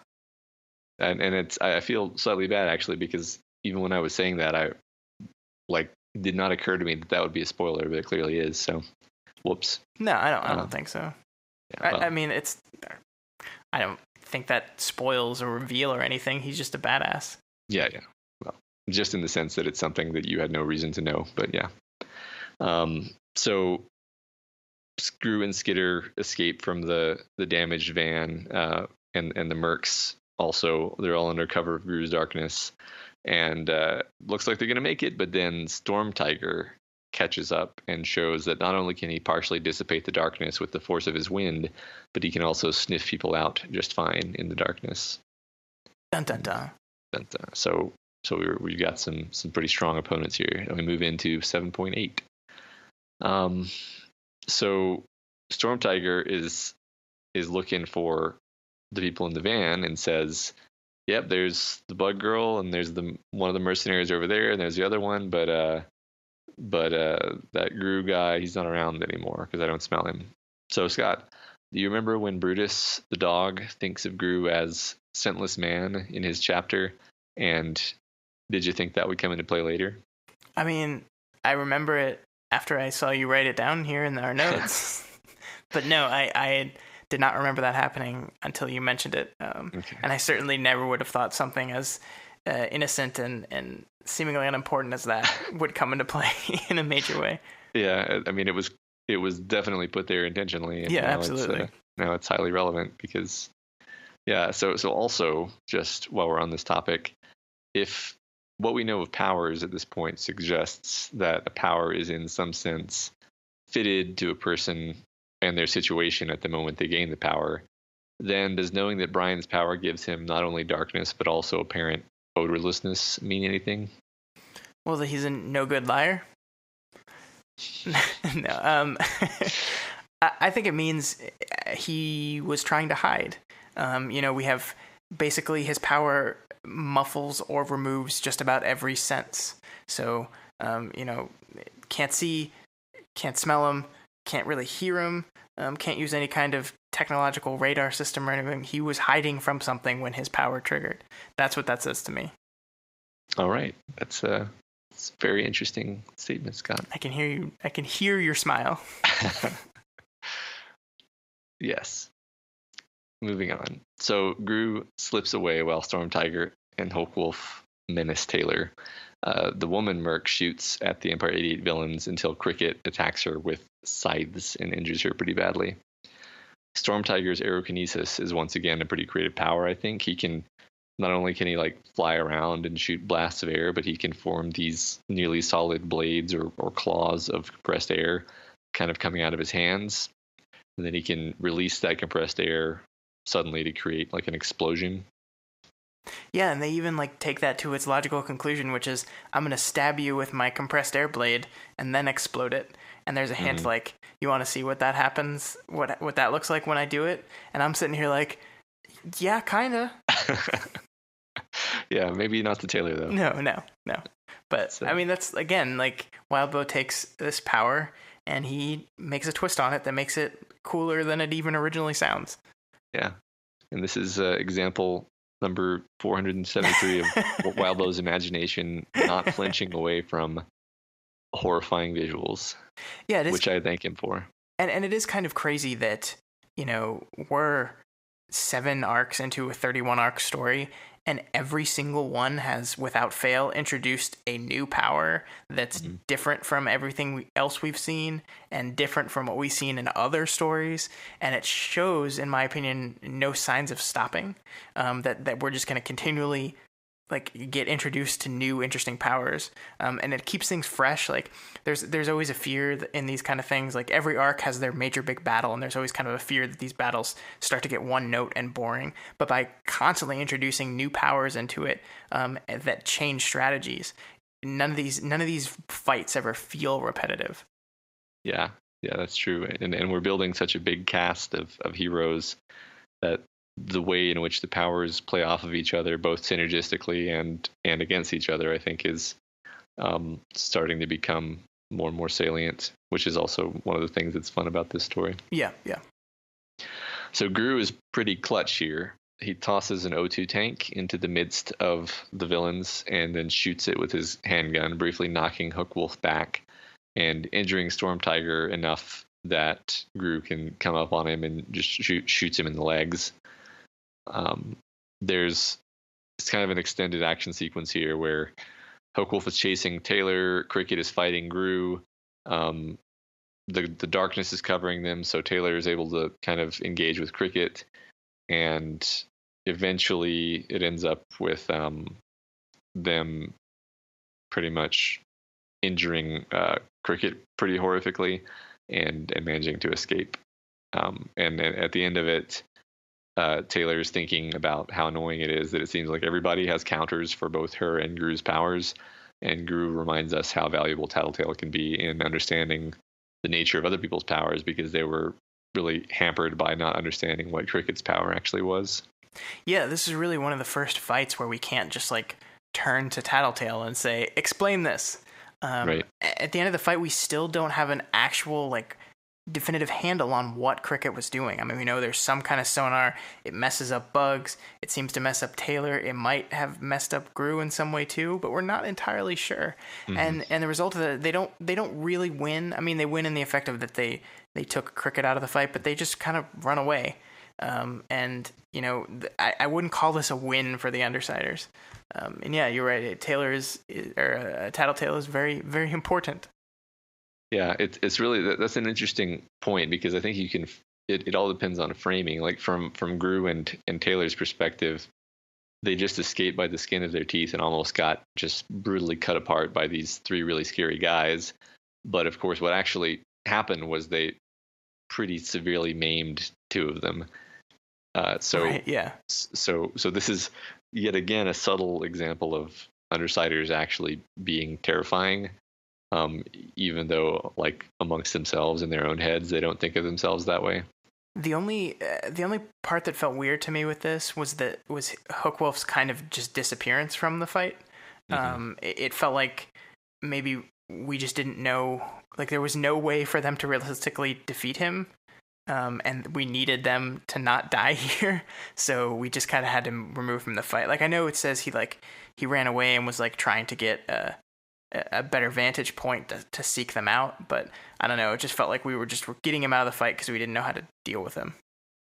Yeah, I mean, I think narratively that's sort of necessary, but yeah. I'm not saying definitively it's a bad thing. It just felt a little weird to me. Yeah, it's funny. I noticed stuff like that more on subsequent read through and paying attention, but I don't think that bothered me the first time, probably. So the Taylor and Gru find the Undersiders waiting in an old boarded up church, and this would be an awesome shot in a TV show, and this image is very Twig. I don't know what that means, but yeah, this would be a really cool shot. I think one of these days we're gonna have to do an episode or a bonus something about what a Worm TV show would cinematically look like, because I think that would be really interesting. But yeah, this is another one of those shots that feels very cinematic. Yeah, we are professional talkers about TV. That's true. So yeah, we should do that.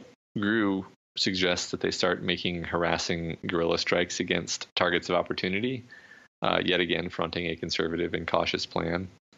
But Gru is pretty incapacitated from blood loss from his injuries at Cricket's hands, so Tattletale points out that if they take this conservative approach, then Purity will probably have flattened half the city before they accomplish anything, and Gru will have passed out from blood loss. Therefore, they need to go after Purity directly. Yeah, and again, this is kind of a very reckless plan, but I think Tattletale just feels like she is the only one that can stop this, so she has an obligation to. She's the only one that can talk her down using her power. And Taylor goes along for the ride because she feels an intense moral obligation to participate in this. So, I mean, I guess it makes sense from that perspective. But yeah, this seems really dangerous. Yeah. Yep. I mean, yep. It turns out to be, because things don't necessarily go too well for them. But then we move into the biggest fight we've seen in the story so far. Yep. That's right. 7.9 opens. They're mounting up the dogs, and Gru gets a bit annoyed at how overly solicitous Taylor is being. She keeps asking, like, "Oh, are you okay? You sure you're okay?" And this makes Taylor conscious of the fact that her romantic overture has seemingly soured their easygoing friendship. Yeah, consequences to the actions, right? We're seeing the team kind of splinter a bit here. Yeah. Yet again, I mean, now there's even more rifts than there were before, and it's not quite the hunky-dory pally environment that it was before. Nope. So before they move out, Coyle texts them telling them to be careful. Thanks, Coyle. That's really helpful. Right. You're great. You're really helpful. Thanks, bud. So as they ride out, they get a take on what's happening. It looks like a new wave is taking on Empire 88. In the sky, Purity is battling Lady Photon, aka Photon Mom, and Laser Dream and Glory Girl. Gives you a sense of how strong Purity is. That, like, we know how strong Glory Girl is, and Purity is fighting her and two other apparently strong people at the same time. Yeah.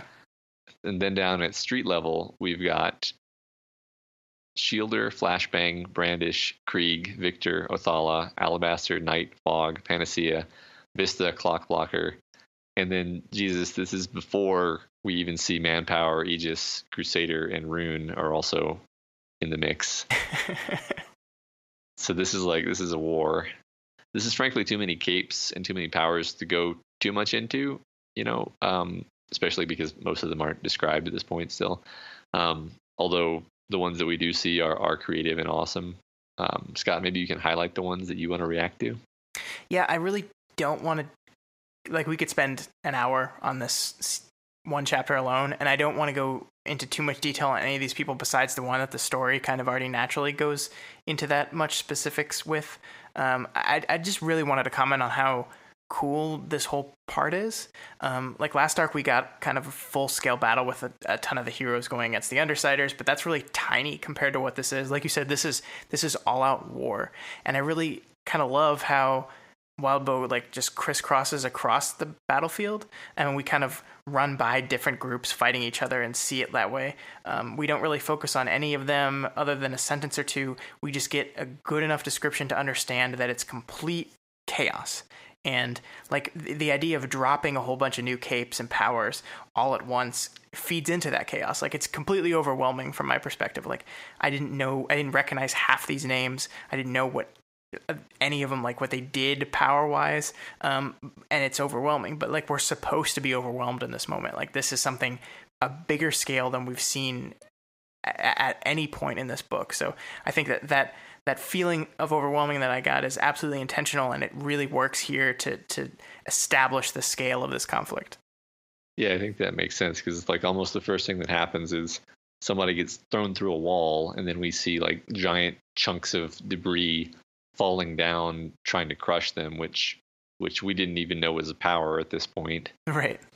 So yeah, it's like this onslaught of really deadly powers, and yet again, I mean, speaking of things that would make a good TV show or a good movie, like my camera eye is like following them as they turn the corner on the dogs, and just see this vista of laser battles in the sky and floating rocks and like flying ghostly apparitions, and it's just it's kind of awesome. Yep. Yeah, I can see that too. It is really well established. Like, the writing here is very good. And I think Wildbow said he came back and rewrote this chapter. I'm not sure which chapter he was referring to, actually. Yeah, I think it might have been this one, because he said there was another big battle coming up that he went back and rewrote and was much more satisfied with it the second time around. And this is very well done, so I could see it being this one. Okay. Yeah, maybe so. So they're moving in. They're moving in closer. They're trying to get closer to Purity because they want to talk to her. And Rune, who is a telekinetic who can lift like pretty heavy amounts of stuff as long as she's touched them first, is dropping stuff on them. And Regent kind of takes her out by causing her to fall off of the rock that she's floating on. But I do like how Taylor specifically tells him not to kill her when he makes her fall off her floating rock. Yeah, this isn't too shocking from Taylor's perspective. Like, we talked about how she might be a supervillain now, but she's still a good person. She's not going to just needlessly kill people. More shocking to me is that Regent just kind of listens to her. And I think that, again, is a hint that Taylor is maybe naturally just taking over as leader of this place. That he just kind of says, okay, and right. Listens to her. Yeah. Like, okay, I guess she's thinking of the details. Yeah. And I don't want to have to be bothered with that. So right. I'll just listen. I also just wanted to say that Sabrina the teenage Nazi is like the best quip ever, and Taylor even like makes a comment as she's not quippy. Like, what are you talking about? That was amazing. Yeah, Taylor lacks confidence in her quips. So Rune ends up collapsing the building that they're on top of, and Taylor kind of urges the dog she's on, Angelica, to sort of hop between Rune's levitated islands on the way down into the alley. Yeah, this might be me reading into things a little too much, but I am wondering if Taylor's ability to suddenly control Angelica better has to do with Taylor's change of status to Rachel.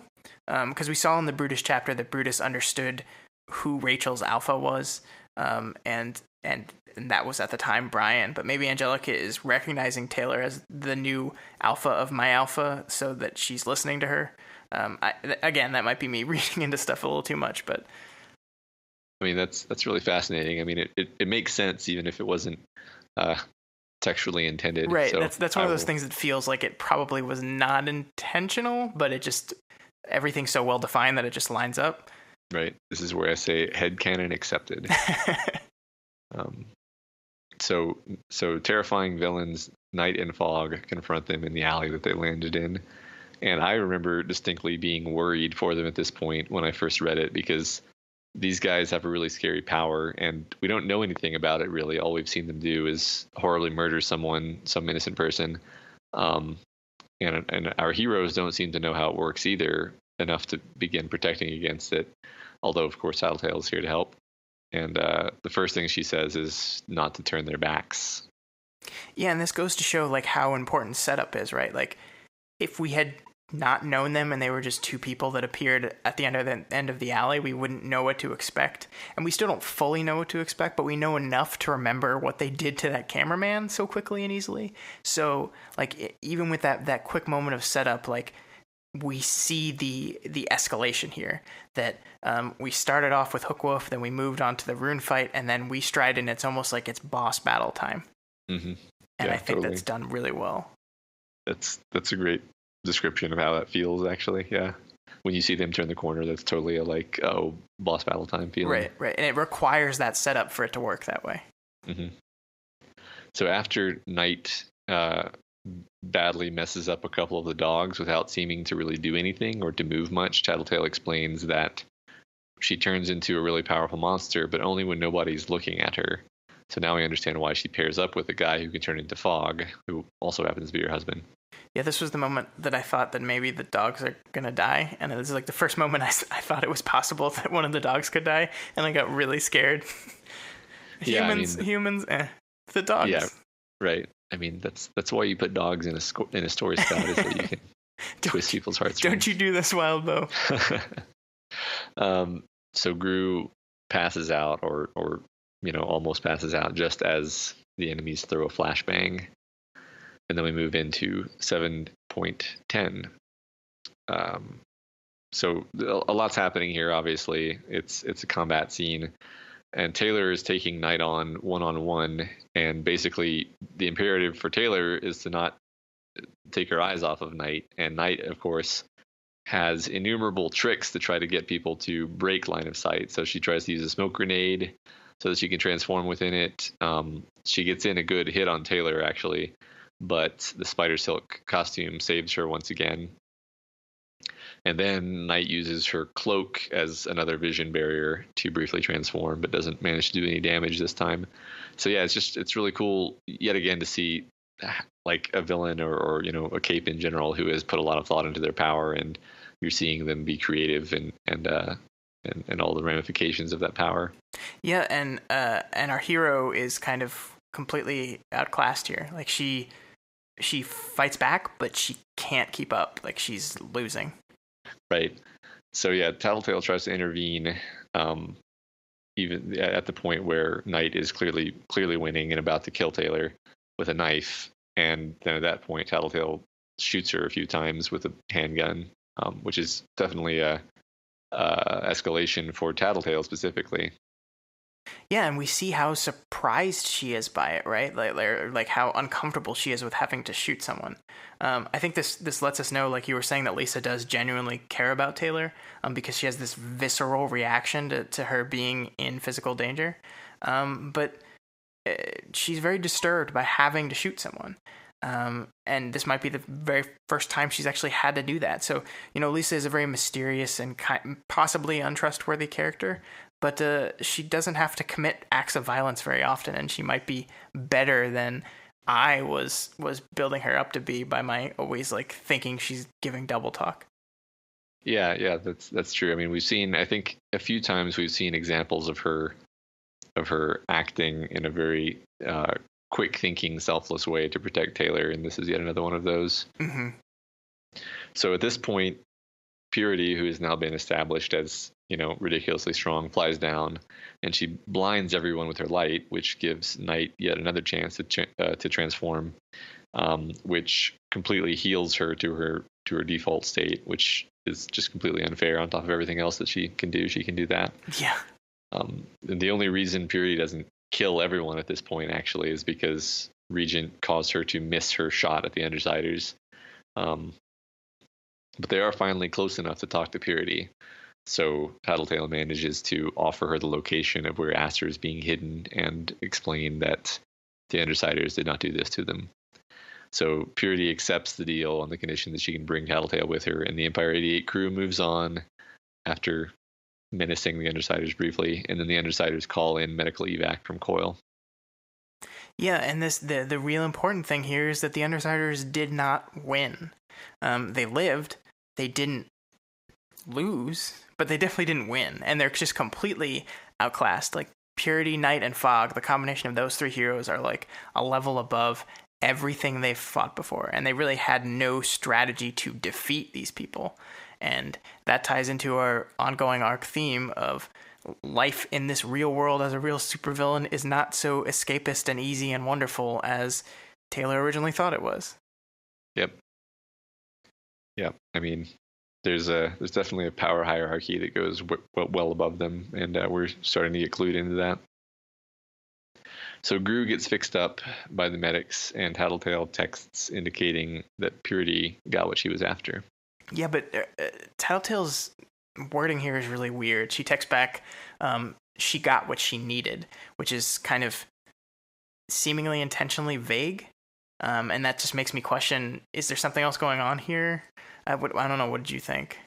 I guess if I had to try to explain that as being weird, it would be something along the lines of they sometimes try to have like communication protocols where they don't use each other's like they won't talk explicitly about what they're talking about when they're talking on the phone, just in case someone's listening in. I mean, I'm speaking off the cuff here, but that seems plausible.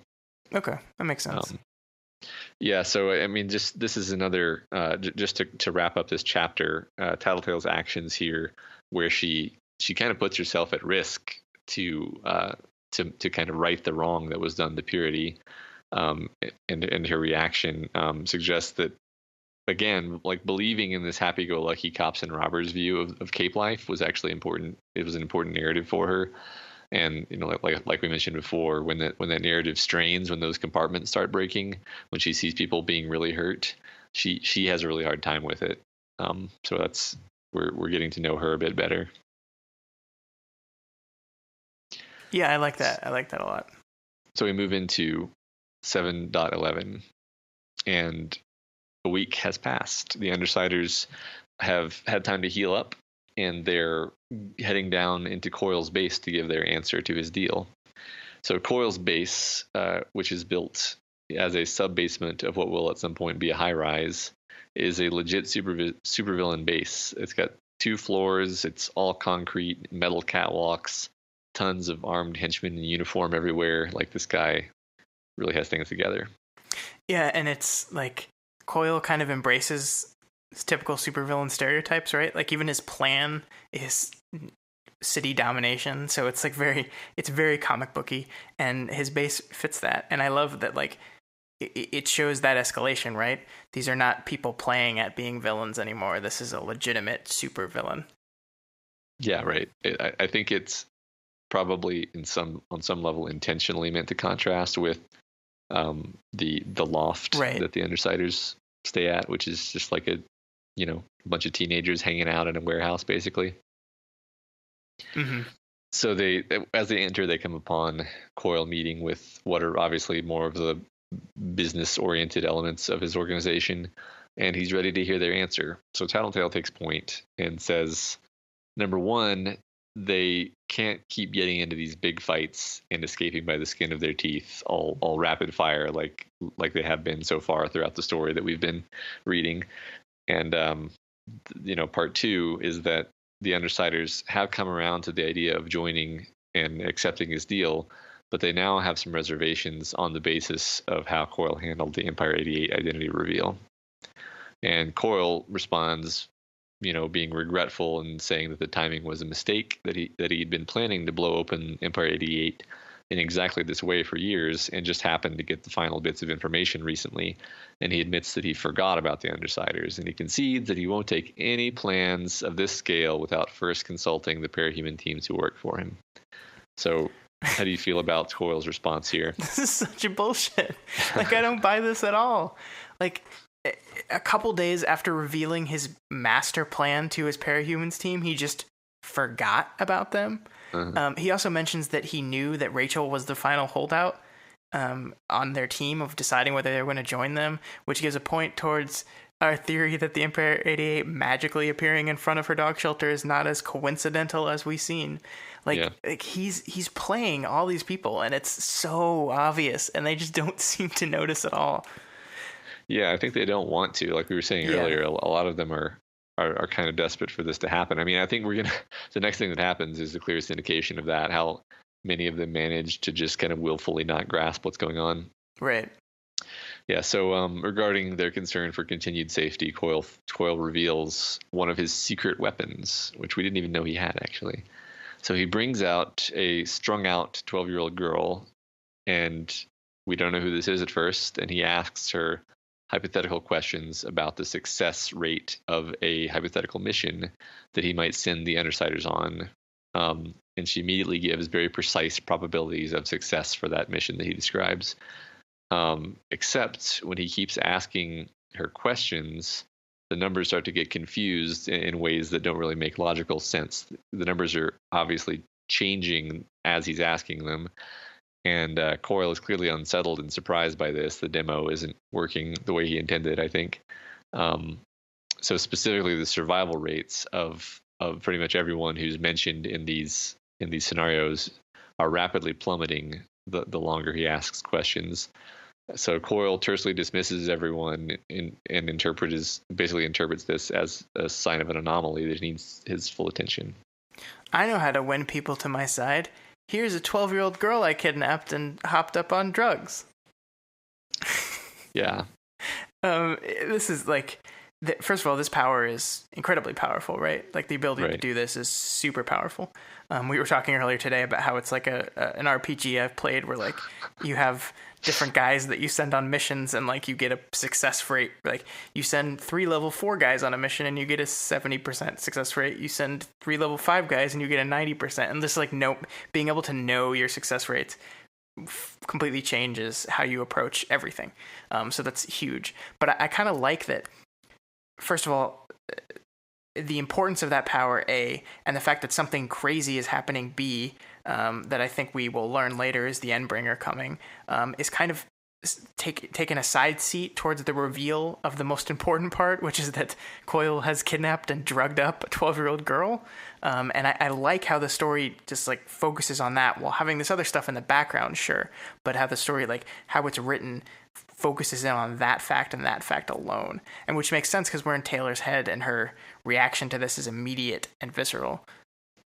Yeah, it is interesting because we think of Coyle as being really smart at this point, but I'm honestly not sure whether to interpret his apparent callousness about revealing his captive to them as him being such a psycho that it just doesn't occur to him that they'd be freaked out by this, or he knows they're going to be freaked out by it, and it's what Lisa says later, that like this is a test to see how loyal we're going to be, because yeah, I mean, I think definitely the first time I read it, I was like, oh, this guy is just over the edge, and he doesn't even realize how horrible this is, and he doesn't even realize that the Undersiders are going to be freaked out about this. Yeah, and it might be a combination. Yeah, that's true. So yeah, we move into chapter 7:12 to get the reactions. Or actually, sorry, before that, Taylor explains, because she's been paying attention, that Coyle's precog is the kidnapped girl, Dina Alcott, that the Undersiders' bank robbery served as a distraction for. This allows the kidnapping to take place. And so basically they're responsible. Yep. It's all their fault. Yep. So 7:12 opens and Taylor is super pissed. Tattletale says she kind of knew about it, but didn't think it would be a, quote, serious kidnapping. Which this is the greatest example of Tattletale also doing compartmentalization, like we were saying, that she's like, look, it wasn't going to be like this kind of kidnapping of a young girl. It's going to be a much different, more friendly kind of kidnapping of a young girl. And so basically she thought Coyle just wanted Dina for political leverage and not as a slave. Some of the Undersiders would be happy to walk away at this point, except Taylor actually feels responsible, and she feels like she can't actually walk away because she can't leave Dina in Coyle's coils. Very, very clever, Matt. Thank you. Brian is too committed. He's too committed to getting his sister in a better situation, and he just has a nice, neat justification for why this is all okay. Like you were mentioning earlier, it's like he's like, she falls outside of my circle of concern, so I don't care. And Alec, of course, just doesn't care at all. And Rachel is non-specifically unhappy with the situation, but doesn't seem too motivated to make a decision, actually.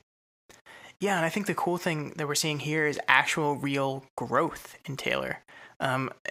Throughout the last 6 arcs, we've talked about Taylor's compartmentalization, and we've talked about her ability to rationalize and her to grab that rational excuse for why something she wants is okay to do even though it's wrong. But now suddenly she's presented with this cold hard consequence of her action literally staring her in the face, and she cannot look away. And everyone else does. Lisa compartmentalizes this and pretends like she didn't know. Brian finally clearly states his worldview that only my inner circle is important to me and nothing else is. But not Taylor. She can't compartmentalize this. She can't rationalize this. She knows it's wrong and she has to do something about it. And that shows how she's grown over the course of the story. Yep. Yeah, I mean, she's actually at this point furious that the team is even considering joining Coyle at this point after this revelation. And because it's just not even a possibility for her anymore, like you said. So she storms off, and Gru and the others start to follow, but Taylor uses her power to keep him at bay, and he eventually just lets her go because he doesn't really want to fight. Man, I can't believe the bad guys turned out to be bad guys. Yeah, I mean, I don't know how she could have ever seen this coming, Scott. So she heads back to the loft to get her stuff, and she is clearly adrift again. She's emotionally not really any better off than she was before she got her powers. So she packs up a few of her important belongings, not intending to come back. And this is the culmination of everything that this arc has been about, right? And I love how this is written. Taylor starts talking about how back in the old days she used to count every hour, every day, and as she struggled to get through it. And then she got her powers, and then the Undersiders came, and then her escape came, and then she got all over that. But now that's over, and she's back to square one. Just get through today, get through tomorrow, get through the week. And this is, again, choice and consequence. And again this chapter, we've seen Taylor forced to confront the reality of her post-choice world. Being an Undersider was an escape for her, and she chased that escape, but it's real now. Now, Brian doesn't like you. You're just as powerless against your bullies as you were before. There are people out there that are much more powerful than you and will not hesitate to kill you. And now the end of the thing, the people that you thought of as your friends don't care about the little girl that you helped kidnap. And in one arc, we've seen everything that Taylor held dear about this choice is just like taken away from her. And she just, it's all gone. And now suddenly this escape isn't an escape anymore. Yeah, it's really gut wrenching, and not only that, but she's now run away from home on top of all that. Right. It's just like, wow, this is so heartbreaking situation to be in. So Tattletale then shows up at the loft just to talk to her. She tries to explain that nobody's happy with this, but nobody really knows what to do. And she actually says that she hopes to find some way to resolve the Dina situation herself, although she doesn't really know how she's going to do that. And as they part, the sound of sirens cuts in, and Lisa's face is fearful, lacking any of its adventurousness that it normally has, and she says it's an Endbringer. Then Lisa tells Taylor that the others have already agreed that if the situation were to arise, that they would go try to help. And Taylor says that she'll go to help as well. Yeah, I really enjoy how this whole big fight is left completely unsettled, because there's going to be fallout from everything that happened this chapter for a while, but we got bigger things to worry about, so we're going to have to put that on hold. I think that's really well done. Yeah. So Scott, I could ask this now, or I could ask this at the end of the interlude, but what do you think an Endbringer is at this point? Just a super, super powerful cape that just wants to destroy things. I don't know why they would only come at certain times. I don't know why they are drawn to battle, but that's what I guess. I don't know. Okay. Yeah, I mean, that makes sense. We really have been told almost nothing. So, yeah. Mm-hmm. So we start our interlude for this arc, and we're following Hannah, who is a young child in some... I'm not sure if she's actually Turkish or not, but they're Turkish soldiers that are death marching her through the forest, using her to clear traps and mines with her own body. And she's being physically prodded by soldiers with guns. Her family is dead, and the children with her are dying one by one due to traps or the soldiers. So it's a pretty bad situation. And eventually, as she's walking through, leading this group, fearful of stepping on some horrible trap, eventually she becomes paralyzed with fear, and the certainty that she'll die if she takes one more step overcomes her. And in that moment, something happens, some kind of vision. Scott, what is your impression of what we're seeing here? Yeah, I think this is intentionally vague, because showing too much here would be the answer to the overarching question of the series, which is where these powers came from.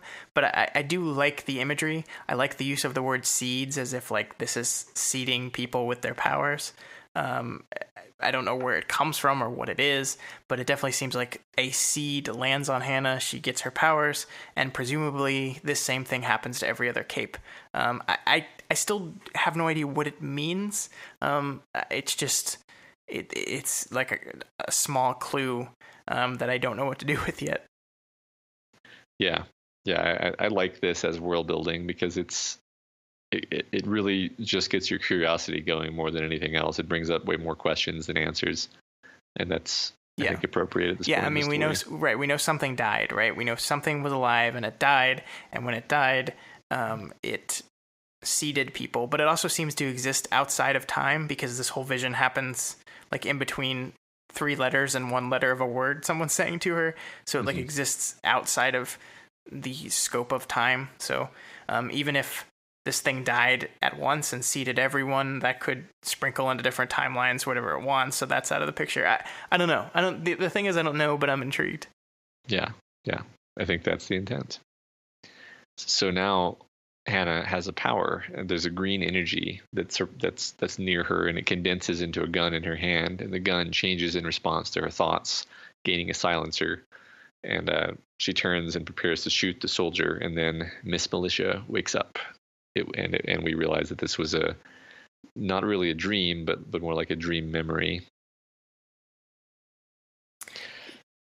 Yeah, I like how all this is kind of written. I like the image of the dream memory and how she like says that her knife contains the dream, so she doesn't have to dream anymore. That's really cool imagery, and I really like the prose that's used. Yeah. There's a lot of very interesting introspective prose here in Miss Militia's head. But part of that is that she's ruminating on how she's never met another parahuman who remembers seeing the huge being in the trigger vision. And that she actually remembers forgetting the vision and suspects that it's a quirk of her power that lets her go without sleep and then makes her dreams perfect replays of past events rather than actual dreams is the only thing that lets her hold on to this memory. So, I mean, basically the hint is that she may be the only person who remembers this, basically. Right. And that's not exactly clear why that would be one of her powers. I'm assuming we'll learn more information about that later, but yeah, it's very interesting. Yeah.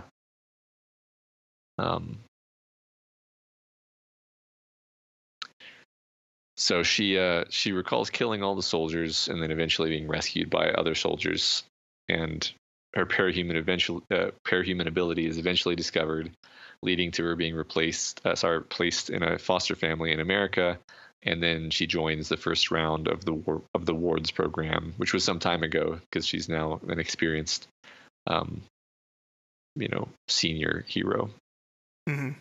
So Miss Militia still doesn't quite feel at home in America, despite her costume's motif, but it doesn't feel real to her, although she does love it and what it represents. She heads to Armsmaster's office, where he's been up and working all night and talking to Dragon on the computer screen. She mentions that she doesn't sleep either, actually, but she doesn't seem to remember the trigger vision. Is he up working all night on that halberd that our guys broke last term? Yep. Oops. There's some consequences right there. Oops. Yeah, sorry, Colin. So in light of recent events, it turns out that the wards and Protectorate teams are going to be restructured. So basically, this is the recent events refers to the repeated failures of the heroes and specifically Armsmaster recently. So they'll be losing the Brockton Bay team. Will be losing Aegis and Kidwin at least, and maybe also Shadowstalker, and gaining somebody called Weld, who is a Case 53. So they mentioned the tattoo here, right? So this is kind of confirmation that the government, or at least the Protectorate, is aware of these tests on people to make them into parahumans. I'm assuming that's the same tattoo that we learned from Gregor the Snail. Yeah, I think that was. I feel safe assuming that. Yeah. Turns out Armsmaster is also being demoted and moved to Chicago, and Miss Militia is being promoted in his place. And he's clearly heartbroken about not leading a team anymore because that's kind of his dream, even though he tries to hide it. Yeah, you kind of feel bad for him for just a second here. But this also kind of makes you wonder if Armsmaster transfers and he's not in the city anymore. As far as we know, he was the only person in Brockton Bay that knew about Skitter's I'm secretly a good guy plan. And considering the situation she's in right now, where she's in the middle of leaving her group, that might be a bad thing, but that might matter in the future. Yeah. So as they're talking, their attention is drawn to a program that Dragon uses to monitor S-class threats, which Armsmaster has been modifying. Is this the first use of the term S-class threat that we've seen? Yeah, I think so. You had shown me, I think before we even started this, just in one of our many worm conversations where you were trying to get me to read it, that you gave me a list of all the different classifications of the powers. Mm-hmm. But I think that's the first time I've seen it in the story. Yeah, I think so. So basically, there's their explanation. I think. I guess I'd be somewhat interested to hear your reaction to it at this point, because, like you said earlier when we were talking about Endbringers, they're saying that the Endbringers are drawn to certain circumstances. So those circumstances could be like disasters or basically bad things happening, and one of the things that draws them is high levels of conflict. So the implication here is that Dragon's computer program is saying that all of this conflict that's been happening in Rockton Bay, because Taylor had to go and take out Lung, basically, has attracted the attention of an Endbringer. Yeah, and again, choice and consequence, right? Like, this is indirectly partially her fault. Yep. I think the important part going forward will be, will Taylor realize this? Will she be made aware of it? Because that's really important to her growth as a character, is to be able to fully understand that what is happening now is partially your fault. And she sees it on a smaller scale with her dealings with Coyle, but this is, again, like, the way people react to this thing. I don't fully understand what it is, but the way people react to this thing makes it seem very serious, and she needs to be able to come to understand that this thing being here is her fault, and I hope the story does that. Yep. Yeah, and as a final end cap for this part, at the moment that it's understood that the Endbringer is coming, Miss Militia sees a glimmer of hope in Cullen's eyes. Yeah, remember when I felt bad about him for a second? Yeah. Never mind. Yeah, but like, I think it's cool how this contrasts with how the last chapter ended, right? Where you have Lisa, the bad guy, looking terrified at the thought of an Endbringer. Armsmaster, the quote-unquote good guy, just sees it as an opportunity to be exploited, to regain some position of power. I'm assuming that's what the glimmer of hope is. I don't know, but that certainly seems to be what they're indicating. Yeah, so that's a direct juxtaposition between these two characters. Very similar end of scenes for both of them, but interesting. Yeah, one interesting thing about Armsmaster's situation, I think, is that, like, obviously it's easier in a lot of ways to be a villain, and it's harder to be a hero, especially because, as we've seen repeatedly, there's all this bureaucracy, and now, like, he's being basically demoted and moved to another city, and it doesn't really sound like he has any say in the matter. So, like, it's already harder to be a hero, and they're making it even harder for him. So it's like, the world is kind of stacked against the very concept of being a hero, like, just like being a pure-hearted and selfless hero. Because even this guy, who, like, he's at least trying to be on the good side, and they're just like making it harder for him. So I mean, I can see feeling bad for him, and yeah, I mean, it's always good to. Yeah, I mean, that's the thing. He's a fully fleshed out, realized character. He's not a right. He's not a puppet. So, yeah. So, Scott, that was Arc 7, Buzz. Let's talk about your speculations. My favorite part. Oh, right.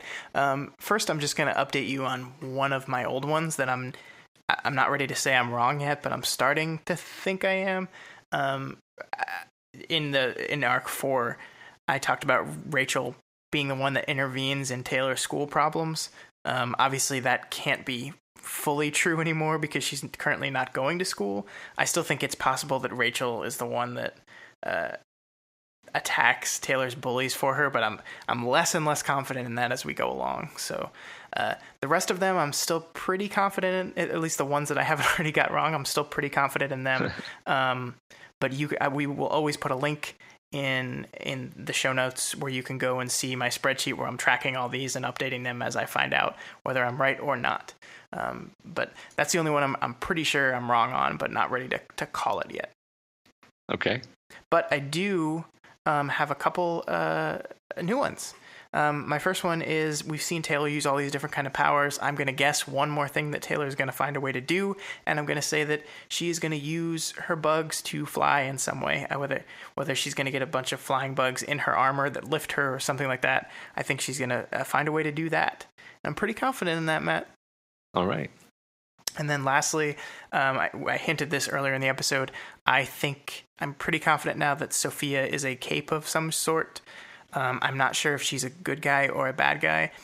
It seems like she would be a bad guy from her actions in this section, but I think it makes more thematic sense to say that she's on the superhero side, because that would conflict directly with Taylor and her view on authority and her view on the superheroes. Maybe she's a ward. I wouldn't know who, but yeah, that's the other one. That's all I got this week. All right. Yep, this continues to be my favorite segment. So that wraps up Arc 7 Buzz. I hope everyone enjoyed our discussion and hearing Scott's reactions. As always, we appreciate your feedback, and we're always trying to improve, so let us know if you have any advice, questions, or thoughts on this week's episode. Yeah, and you can reach us via email at dailyplanetfilms@gmail.com or on Twitter at dailyplanetfilms. My personal Twitter is at scottdaily85, and Matt's is at Mordinman. It's in the show notes. Follow us. We are smart and funny. You should do that. Yeah, if you're not already subscribed to We've Got Worm, we strongly recommend you do so, and that way you'll never miss an episode. You can find us on iTunes, Stitcher, YouTube, Google Play, and pretty much anywhere else in the world you can listen to podcasts. Just search for the Daly Planet Podcast, spelled DALY. And always, as always, you can find this and all the other podcasts we do, all of our writing, essays, film and TV criticism, and more at dailyplanetfilms.com. We also have a Patreon page, patreon.com/dailyplanetfilms. We've got a lot of cool benefits and goals lined up. So if you like what you see there, please pitch in $1 a month or anything else you can afford. Every cent will be put back into covering our costs to keep this podcast running. And while you're on Patreon, don't forget to donate to our Lord and Savior Wildbow, because unlike us, he does this for a living. And if you are one of those people that can't spare any extra cash, we completely understand, but there are still tons of ways to help us out. If you're listening on iTunes, if you can take a second and rate and review the podcast, iTunes, they place such a ridiculous amount of importance on ratings and reviews as far as where you end up on the charts and all that stuff. And so any number of rates or reviews helps exposure a crazy amount. Also, if you know any worm fanatics that are not already listening to the podcast, if you could share it with them, if you think they'd like it, or maybe you're like Matt and I, and you've been like Matt, sitting in my ear for the past 2 years, telling me I need to read this book over and over again. You could use this podcast as a way of finally, getting one of your friends to approach the book and say, look, you can read it, and then you can listen to these smart people talk about it for a couple hours every section. So I think, if you could just help us out in any of the, share it with your friends, do all this stuff, that would be so great. Yeah, we would really appreciate that. That would mean a lot to us. Next week on the podcast, we cover Arc 8, Extermination. And Matt, since we started this podcast, I've seen little drops in Reddit threads and stuff talking about, I can't wait till they get to Arc 8. So this has kind of been built up for me a little bit. So I'm really excited with this. And it's not just built up from outside stuff. You can tell within the story, things have been building to this moment. So I'm really looking forward to this discussion next week. Yes, me too. So everyone, tune in next Worms Day for another exciting episode of We've Got Worm. Bye.